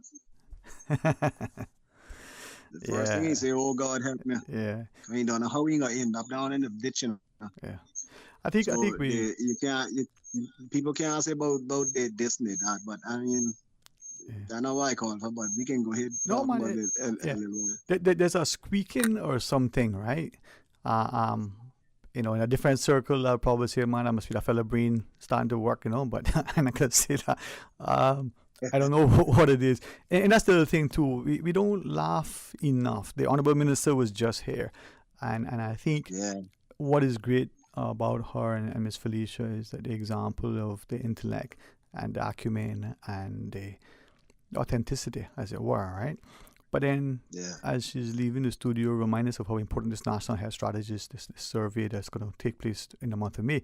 There's a bit of levity. We got to be lighthearted and jovial, right? And as you call, you inspire. So I'm not only inviting you to share from your perspective, but through you, let us be encouraged to be courageous, right? To your earlier point. And again, if this offends anybody, they can call me and I will extend an apology if I feel it's appropriate. If I do extend it, it will be heartfelt and sincere. But most likely, most of us have come from the womb, right? And when we recognize that, there's a process, whether it's the 30-month gestation as the elephant would do, pachyderms apparently, have that extended time. For us in this part of, we hopefully, we have a 9-month gestation period. But we're seeing the loving, caring, nurturing, deployment of technology that are allowing the preemies to not only to survive, but to excel in life despite, that earlier than, desired entry into, this world. And what world are they coming into? A world where we look at what once probably was, maybe it never was, but we expected and accepted as such, credible media to be more involved with propaganda, right? That you would have to be foolish not to question. Rights and freedoms being discarded because some legislator, supposedly in a democracy, can declare through executive order something that is akin to dictatorial powers, to a populace being unwilling and afraid, right, to share, to question, to stand in a gap. When we militarize our police and we take and polarize our pupils in schools where they are no longer invited to think, something is wrong, right? So you cause us to think and to be courageous, and you remind us of many of the things your father have shared. So thank you, man. Thank you. Hope others will be like you and Mr. Elvis and others and share.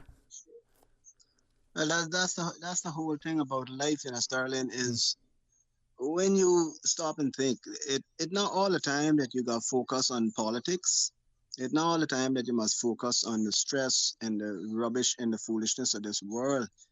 But you got to sit down and take one day at least and say, what? I got to sit down and take a deep breath, see if I can smile with the world and make everything just bypass and everything will be all right. Mm-hmm. But if we sit down every day and take in the amount of stress that's going on, you would find yourself wrapped in your own problems. Mm-hmm. And when you stop and think about it, you'll say, what happened to me? Yeah. Nothing caused that, to happen to you. You caused it on yourself. Mm-hmm. Nothing out there didn't bring the stress on you or anything else. And that is one thing that people fail to understand, that when they take on too much, they cause stress in their life, they cause problems in their life. They reflect on nothing but what can be of a problem to them and not a solution to get rid of the problem. Mm-hmm. And we have to settle down at some point in time. I mean, we know that there's so much situations going through these days of life, but you must come to grips. You have to come to grips and say, I gotta let it go for a little. I gotta let it go for a little while. Right. I need to drift off from this dock and see if I can get a fresh gulp of air, and then I'll roll back in later. Yeah, man. And that's the thing. Do not right? sit down. Sorry. Sorry. Go ahead. No, I mean when I was listening to the minister speaking there, I was that was me trying to call in from the beginning. Okay. Because I wanted to say something to her regarding the fact that it's good to see that a young Caymanian has been put in the place of that new position that she received. That makes in a Caymanian, it put a smile on Caymanian people in general, because we need we can hear these things, see these things, and make us feel more relaxed to know that there is someone out there that trying to make us become something in this life. So it kind of takes the stress off of you when you see these things happening, because the minister, I must admit, the minister Turner is doing her best in her portfolio in her area to have these people follow her footsteps and follow in the footsteps of I forget the nurse, the lady there that was head of the nursing sector that you mentioned her name. Dr. Hazel Brown. Dr. Hazel. I remember meeting her here on the block, and she was sitting right next to me, and she asked me if I know who she was, and I struggled to try to figure out who she was, but when I realized who she was, then I felt so good to know that I was in the presence of someone that meant something to the people of the Cayman Islands and helped so much people. And this young lady sounds like she's on fire for the same purpose, and it makes you feel good. It takes the stress off you daily to see these kind of things happen. Yeah, Miss Felicia is I don't know about anyone else. Yeah, I don't know about anyone else, but that's how it makes me feel. Yeah, man. So instead of me calling today and going up on the ladder to bring down my blood pressure with rubbish, I would rather just call. I would rather just call and congratulate that young lady on her new position and her new endeavors in her job, and continue to do good for the people of the Cayman Islands. Yeah, man. That's what we need, and appreciate it so much. Thank you. So yeah, let's build up each other, man, and we'll talk to you again, right? I'm told yeah, we're man, gonna break. you take care, Bo. All right, Bo, and then we got a call after the break. Please stay tuned. From boat days to beach gatherings, leave the catering to Subway. Choose from small and large sandwich platters, double meat wrap platters, and top it off with optional cookie platters for dessert. Or ask about our Subway box to go with the option of 6-inch or foot-long sandwich, 1 cookie, and 1 bag of chips. For all occasions and celebrations, let Subway focus on the food so you can focus on the fun. Visit subway.ky for catering options. Subway. Eat fresh. Find your dream car with a Cayman National Vehicle Loan. Enjoy 100% financing, up to 8-year repayment, and a 7% fixed interest rate for the first 5 years. For eco-friendly cars, we'll waive your commitment fee. This only applies to new vehicles. Call 949-8300 or email lending@caymannational.com today.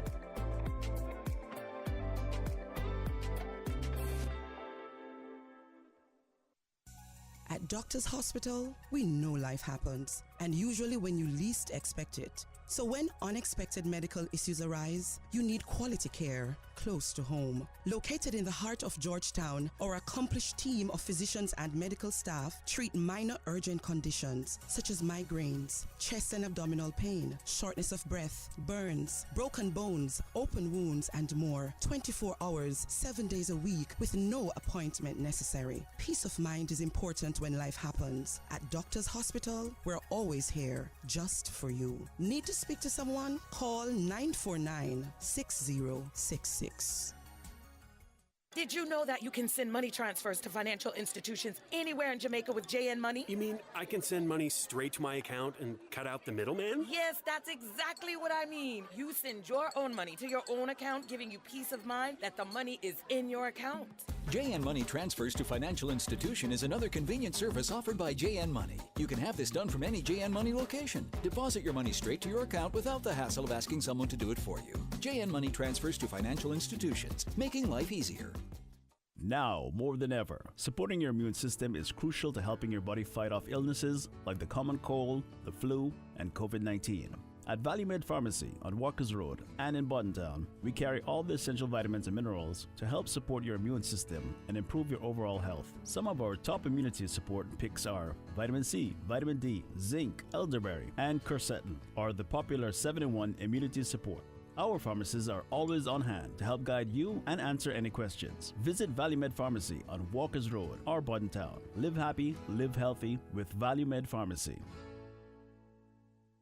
Let's talk health, Cayman. The Ministry of Health and Wellness is launching a public consultation on May 1st to help develop a new national health strategy for the Cayman Islands. And we need your help. We want to hear your thoughts and experiences with healthcare across all 3 of our islands. Your voice matters. Log on to gov.ky/health-wellness or email mohfeedback@gov.ky to learn more or to get involved. You know who this is? That same old girl that went to Hollywood and Panama? Well, guess what? The fun ain't done yet, because this year, I'm going to country concerts in Denver. I got kick up my heels in Times Square, and I got find my way to Barbados. I got keep living the dream with Cayman Airways. We so blessed to have them. I tell you what though, this old girl's feeling younger than ever. Make your travel dreams come true with Cayman Airways, offering international non-stop flights from Cayman to New York, Miami, Tampa, Denver, Los Angeles, Panama, Kingston, Mobay, La Ceiba, and Havana, plus Barbados. Enjoy free rum punch, free in-flight entertainment, free seat selection, and free meals on select flights. Call 949-2311, contact a travel agent, or visit CaymanAirways.com. Radio Cayman's Talk Today.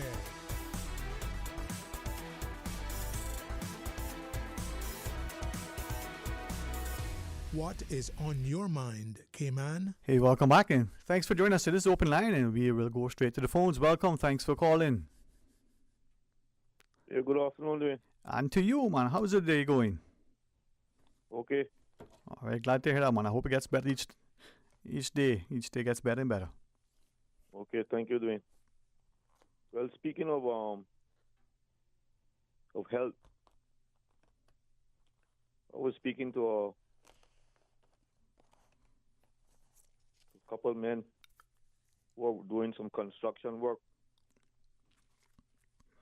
in the Northwest Point area. Uh-huh. Building some condos. Mm-hmm. And he said that there are about 170 of them on that site building those condos. And he said that their employer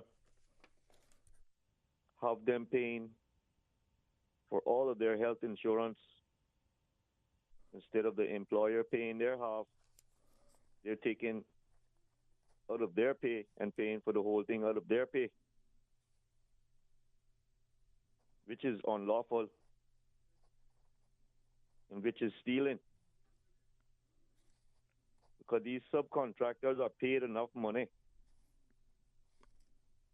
so that they're able to pay for half of their employees' health insurance. Mm-hmm. So they have no excuse for not paying their half. And the immigration department and the labor board department need to go to these job sites and ask questions concerning things like this. Because this is the same reason now why they're not too interested in hiring Caymanians. Because they know that they cannot do these types of things to Caymanians and get away with it. Yeah. If I can ask you, right, let's say two things. One, the employee does not know that's how it should be, right? But secondly, what if the employee is willing to do that? Let's say it's $200 from the employee's deduction, right? That employee's contribution. What do you think happens then when, God forbid, something happens and that employee now has to go to, say, the hospital, the government hospital, whether in the clinics or at the Georgetown, whether it's an emergency or otherwise, then, what happens? Well, if the employee is paying for their whole health insurance, the hospital isn't going to know that. No, what I mean is if the person does not have health insurance then, or presents but it's not verified, because let's just say it's an emergency and the doctors or nurses are making sure that they get the treatment needed and figure out the payment later.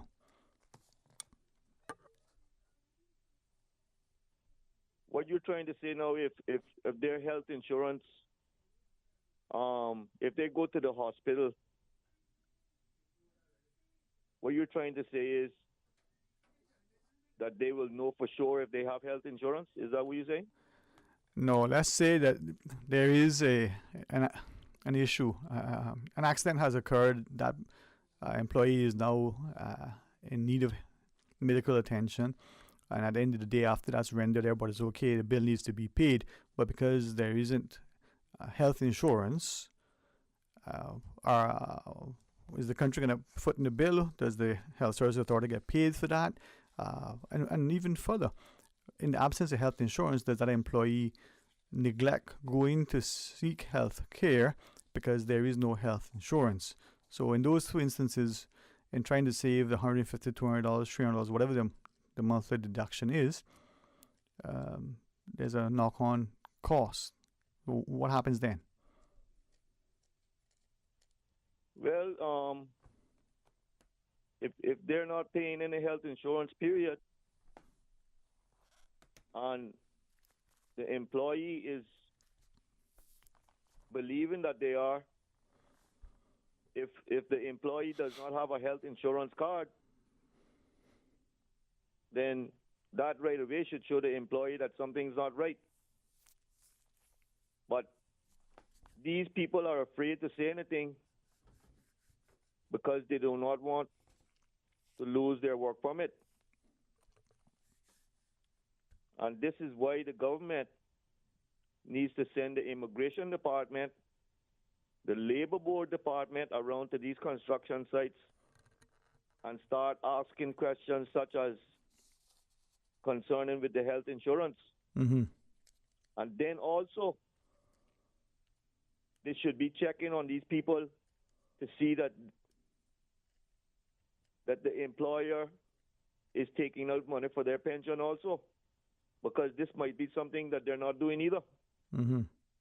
And when all these kind of things continue to happen and the government does not do anything about it, these are the types of things that are going to definitely stop people from wanting to hire Caymanians. And this is why it's so important for government to collect these concessions and build these trade schools, especially for our young people, not only for them to get employment, but that they're able to open their own company too. And maybe our own Caymanians will be honest and paying half for their health insurance and paying for the pension, Mm-hmm. and not following corruption and crookedness and unlawfulness and having their employees pay the whole health insurance when as subcontractors they're paid enough money, especially so that they're able to pay half of their employees' health insurance. Not let the employee pay the whole health insurance and then they keep the money that they were paid as a subcontractor to pay for half of the health insurance for their employee. Mm-hmm. Mm-hmm. That cannot continue. Yeah. And if the government allows that to continue, something is seriously wrong. Yeah. Appreciate it very much, man, as you shared that. All right. Thank you very much, Dwayne. You're most welcome. We'll pause and take a break. When we return, we'll take some other calls. Please stay tuned. Information, entertainment, inspiration. Covering Grand Cayman, Little Cayman, Cayman Brac. Since 1976 till now. Radio Cayman in the Cayman Islands. From Radio Cayman's newsroom, this is Headlines.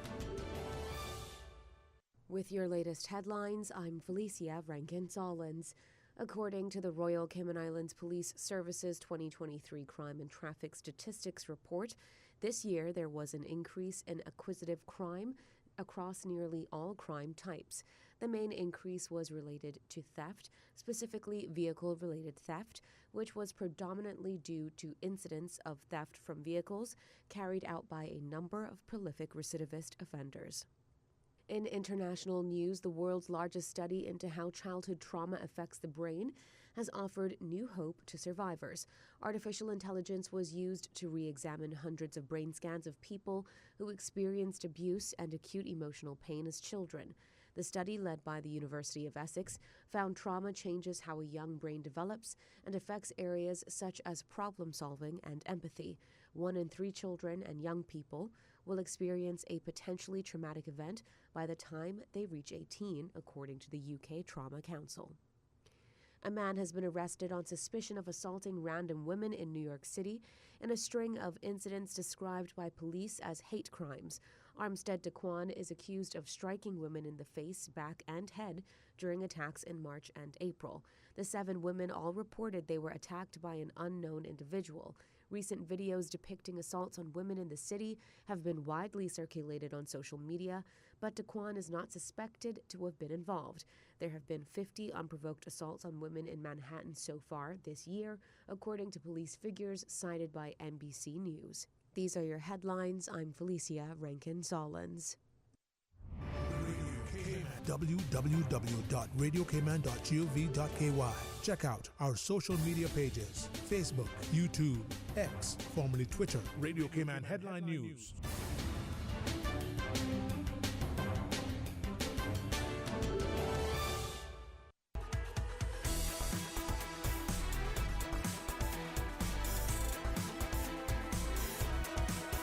Radio Cayman Talk Today continues. Hey, welcome back.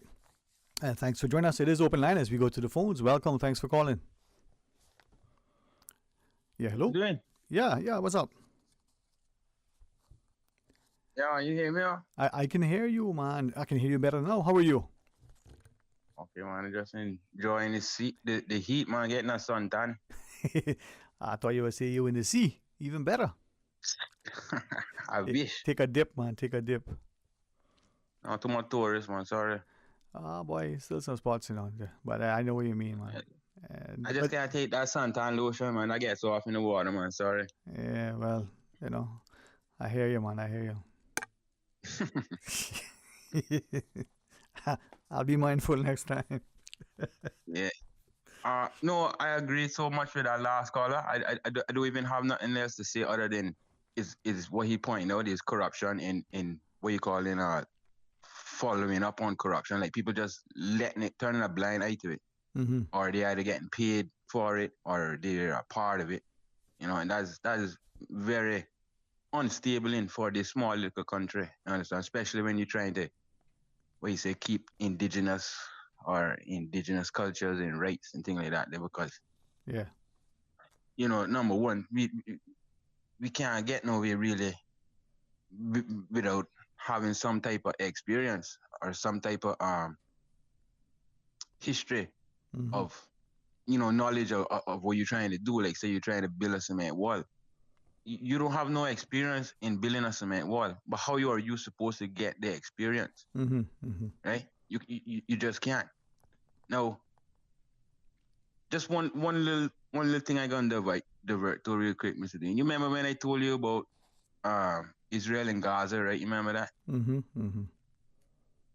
Now, almost everything I said is coming fulfilled, Yeah, coming to pass. Unfortunately, man, you shit a lot of stuff, Yeah, and I don't want to brag about killings and atrocities like that, but it's some kind of warning I had to say. Mm-hmm. Yeah. So when you talk about the Christians and this and that, I just gotta say, we so divided in so many religions here, but Christians is, kind of the mean, I guess popularized or dominant, like what you say. Mm-hmm. Mm-hmm. Is it not questionable, right, that you don't have a woman pastor? I don't really see no woman pastors here. Do you have them? Yeah, I think we have in some of the churches. We know we have people who have done theology, done some of the religious studies, and have been. I'm not sure if it's the best way to say it, ordained, have been accredited, anointed. But yeah, we do have now, whether they are leading any congregations or only preach now and again. Now there are some, I gather, who subscribe that women can't and should not, be in the pulpit. Now, I'm not the best person to ask about religiousness and doctrine and dogma and theology and the like, because sometimes I question how much of it is actually being said that is credible and honest. Right. Most of the time I went to the church, I always seen a male pastor. or somebody that was suspicious of being a male pastor. No, they would allow a homosexual more faster, more quicker than a woman to preach than than a woman. So this is why I'm trying to say now is like why we come from the womb, like you said. Why we have to be so hard on the women? You understand? Yeah. If they having the baby for 9 months, right? Why they can't get that 9 months off or say 2-3 years off, fulfill that with a work permit holder, pay them while they off, or even the daddy to give them like 2-3 days off.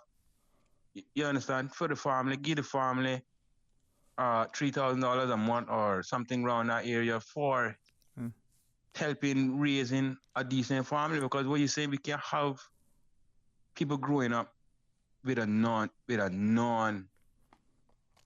perception of a family. Like some question, like something off the internet have to tell you what a family is. You know how a family is supposed to be. Yeah. But they don't allow that here. And it's funny that it's so funny when I hear them talk, Mr. Dwayne, because when they talk about healthcare like that, I remember one time they were talking about smoking too much cigarettes. Right? And you gonna laugh at this one. Yeah. Al didn't say he going to fix the tobacco problem because he gonna up the price on the cigarettes. Now that to fix the health problem with the tobacco, right? No, these people we have to, like, you think you're gonna rely on? Somebody gonna tell you, say no. You know what? You just keep smoking, you pay more.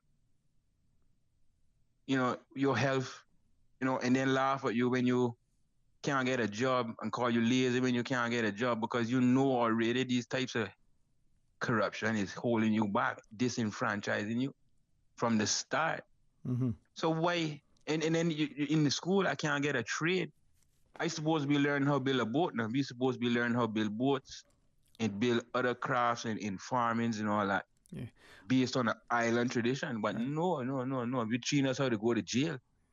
But if you listen to what you share, right, and I can see a correlation between the two. The question is now, does it come back to our ethos? Have we lost our way? There probably was not long ago, but for some of us it may have escaped our memory because we're so now convoluted, in that we looked after our society, we respected and revered our women, and we raised our own children. We were, as the mothers, ensured a certain level of protection and provision, just as a practice. I think I can recall, and you let me know if it's something that is familiar to you, that we didn't, let me use the words of some of our own, we didn't drag our children about the place as they were born. There were certain times that we took them, but only after a certain age, and only to certain spaces, right? Not to say that it has to be that way, but we raised our children. So is it then, we have subcontracted that, we have delegated that responsibility of our child rearing to others? Have we also neglected, as you say, right, the importance of making sure that mother and child and the other partner sufficient time to, I don't know if you want to say bond or to spend with that child, but to recuperate, to go through a process. And if we look at some other societies, they spend a little bit more. Are there benefits to doing it that way? Have we lost what we used to do? And if so, why? And are we now willing to rethink our approach? I have very, very, deliberate and conscious views about my approach to parenting. Doesn't mean that it is wrong, but I try to borrow a page from those who have, gone before and who I see around me now. So if it's a good practice, maybe I should adopt it. Right, you have the right to choose, not somebody have to tell you what you can choose and what you can't choose. It don't go like that, and you are correct. What happened was back in the time is that they had more time with the children, everything. That's what I would think. Now it's a hustle and bustle, and you got to drop them off with somebody to look after them, and probably that person not looking after them as how you would look after them, and that's a big thing. I mean, why do you think that the children? Do you think the children really, when they grown up with the knowledge now, they have knowledge that is put in from back in the days of people gathering knowledge into this phone thing. They have the access that we didn't have. We had to go to school. We had to go and sit down, talk to the elders, and listen very good. Right. Now they can have that quicker, and they can make their own judgments. Now, but we are discrediting that. Yeah.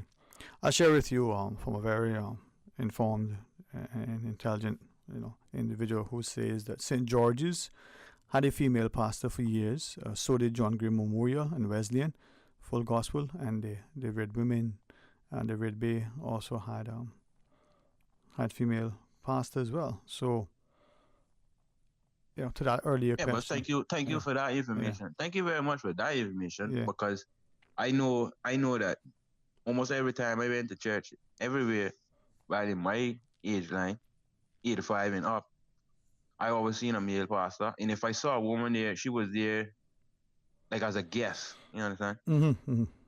Yeah. Yeah, so that's how I'm feeling. And I don't mean to discourage nobody or anything like that. But I just letting you know, like a woman have it harder to get on a podium than, you understand, certain other. Yeah.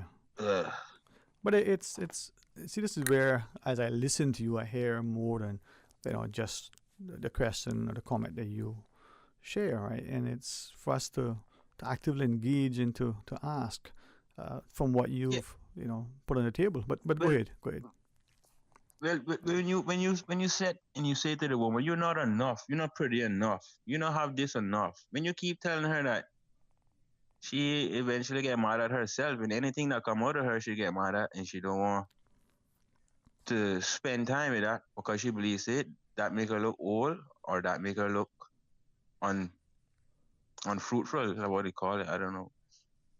But you can't put that in the woman. You cannot do that. You just cannot do that. A woman is like one of the most beautiful things in this world or this timeline that you could ever experience, that you could ever sit down and talk with. A woman. Right. Now, if you make believe now that something is wrong with that woman because of this Adam and Eve story, I know that way it is. If you make believe that she not worth nothing because of this and that, you have lost your way because you forgot that you came from a woman and you must love and cherish and probably so you don't see no female presidents really anywhere in the high society world neither. So that's what I'm telling you now. Like we are all based in following a man, and a man is corruptible to the fullest. Yeah, I think as always you share things that let us listen, and from that perspective, perhaps other than the U.S., we have seen female political leadership, from Golda Meir into the U.K. Not as many as maybe we should, but I know we got a break. Recently. Yeah. I don't like to dismiss you. We have a break and some other callers. Anything finally you want to share?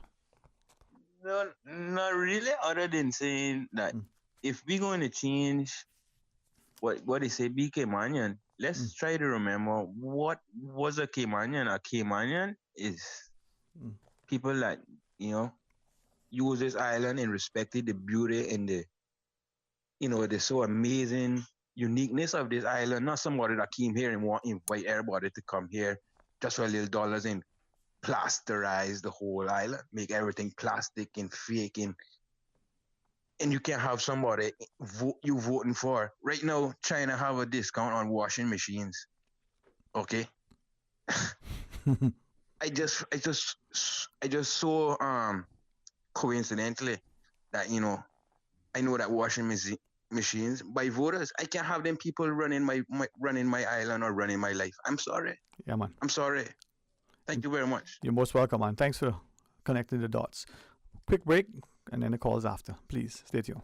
From boat days to beach gatherings, leave the catering to Subway. Choose from small and large sandwich platters, double meat wrap platters, and top it off with optional cookie platters for dessert. Or ask about our Subway box to go with the option of 6-inch or foot-long sandwich, 1 cookie, and 1 bag of chips for all occasions and celebrations. Let Subway focus on the food so you can focus on the fun. Visit subway.ky for catering options. Subway. Eat fresh. At Doctors Hospital, we know life happens, and usually when you least expect it. So when unexpected medical issues arise, you need quality care close to home. Located in the heart of Georgetown, our accomplished team of physicians and medical staff treat minor urgent conditions such as migraines, chest and abdominal pain, shortness of breath, burns, broken bones, open wounds, and more. 24 hours, 7 days a week with no appointment necessary. Peace of mind is important when life happens. At Doctors Hospital, we're always here just for you. Need to speak to someone? Call 949-6066. Discover your dream home with Cayman National's home loan. Get up to 95% financing, repayment up to 40 years, and just a 0.5% commitment fee. Your interest rate? Depending on your risk factors, it'll be fixed or variable. Plus, you get a pre-approved credit card. This is a limited time offer. Dial 949-8300 or email lending@caymannational.com today. You know who this is? That same old girl that went to Hollywood and Panama? Well, guess what? The fun ain't done yet, because this year, I'm going to country concerts in Denver. I got kick up my heels in Times Square, and I got find my way to Barbados. I got keep living the dream with Cayman Airways. We so blessed to have them. I tell you what though, this old girl's feeling younger than ever. Make your travel dreams come true with Cayman Airways, offering international non-stop flights from Cayman to New York, Miami, Tampa, Denver, Los Angeles, Panama, Kingston, Mobay, La Ceiba, and Havana, plus Barbados. Enjoy free rum punch, free in-flight entertainment, free seat selection, and free meals on select flights. Call 949-2311, contact a travel agent, or visit CaymanAirways.com. The offices of dermatologist Dr. Wayne Porter will be taking appointments April 29th to May 5th at his Crew Road Clinic. Appointment slots are limited. Whether you are seeking advanced skincare, Botox, filler, cosmetic skin enhancements, or simply looking to reduce wrinkles, Dr. Porter offers a full-service dermatology and dermatological surgery practice. For more information, email dr.portercayman@gmail.com or call 946-9020 to book your appointment today. That's 949-9020. Are you a creator or inventor? Want to legally protect your work? Be known for it? How about make money from it? Wouldn't that be awesome? Cayman is celebrating intellectual property this month, leading up to World Intellectual Property Day on April 26th. But don't wait to join the celebration. Learn how to get your patent, trademark, design, or copyright registered today by visiting the Cayman Islands Intellectual Property Office website at ciipo.ky. Radio Cayman's Talk Today.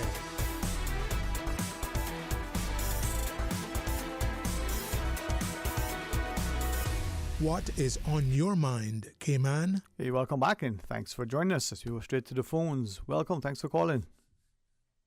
Good afternoon to you, Sterling Green. And to you, sir. How are you today? This afternoon. All right. Thank you for that. I'd like to say a few things in regard to your conversation so far. Yes, sir.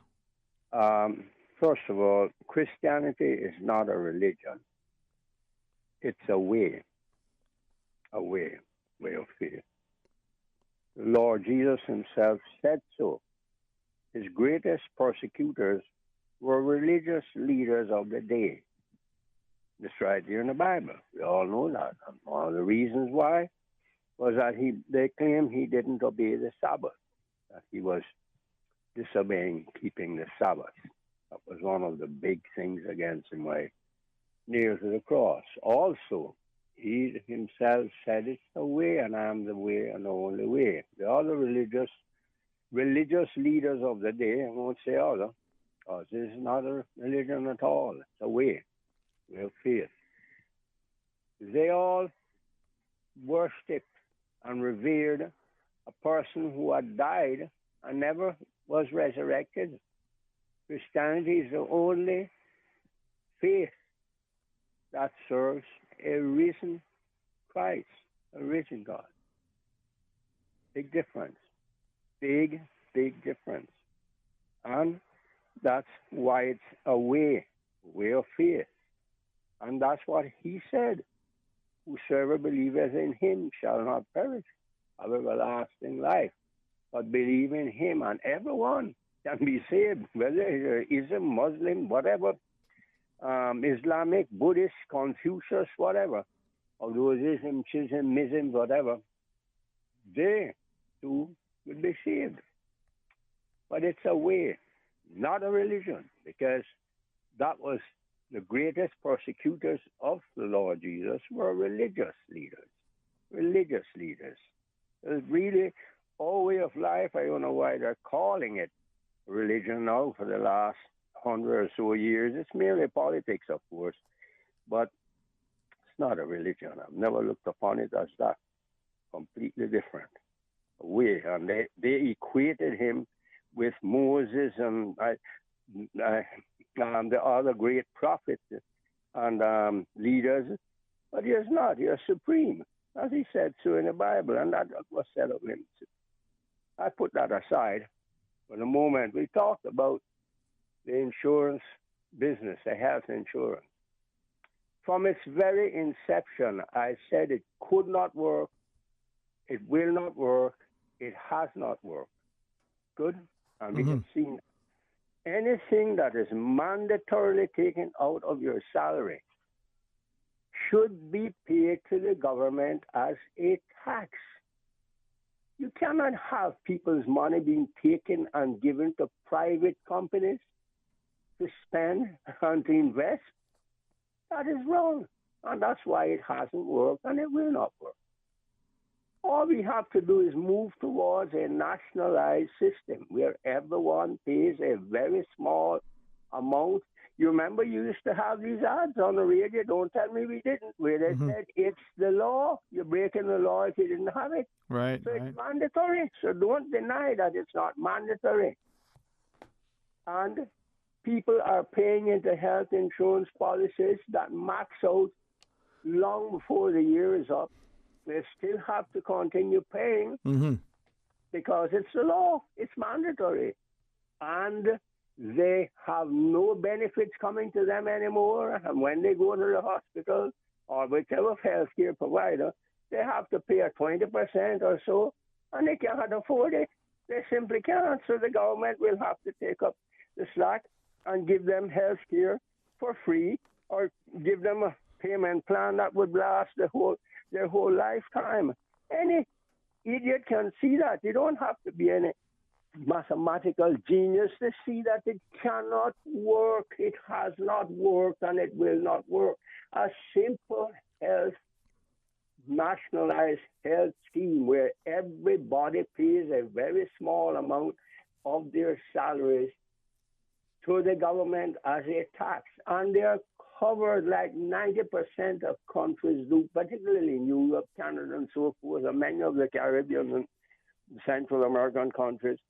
And if you have the money, if you have the funds and you want it, you can take out private health insurance. It works. It works.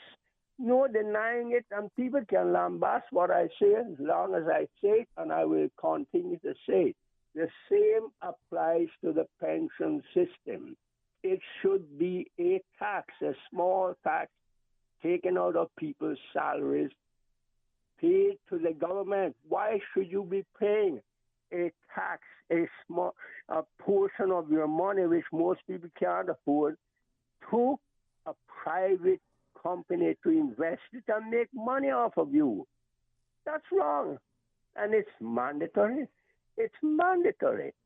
Think about those things. That word mandatory is a very, very serious word. And I disagree with anyone, I don't care who they are, who says that it is right to have a system like that, where money is removed mandatorily from people's salaries and given to private companies to hold and invest and make money off of them. And they don't get what is expected of them.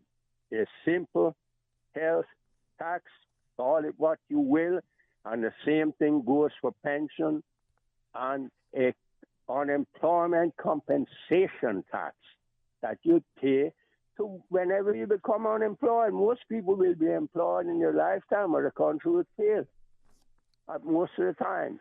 So you have that simple fall back on instead of pulling out what was to have been pensions. It's just a forced savings. That's what it really is. Anyway, have a wonderful day. All right. I stand by what I said. I stand by it always. Yes, sir. We are doing the wrong system of taxation, and it's crippling our average and poor people. Thank you so very much. Thank you as well. And with that, perhaps the final call. Thank you for calling. Yeah, good afternoon again, Dwayne. Hey, welcome back again, man. Thanks for calling back. Okay. Well, concerning the question the young man was asking when it comes to women preaching in the church. From what I read in the Bible said that a woman should not be preaching in the church. A woman should sit quietly and pay attention to the pastor or the preacher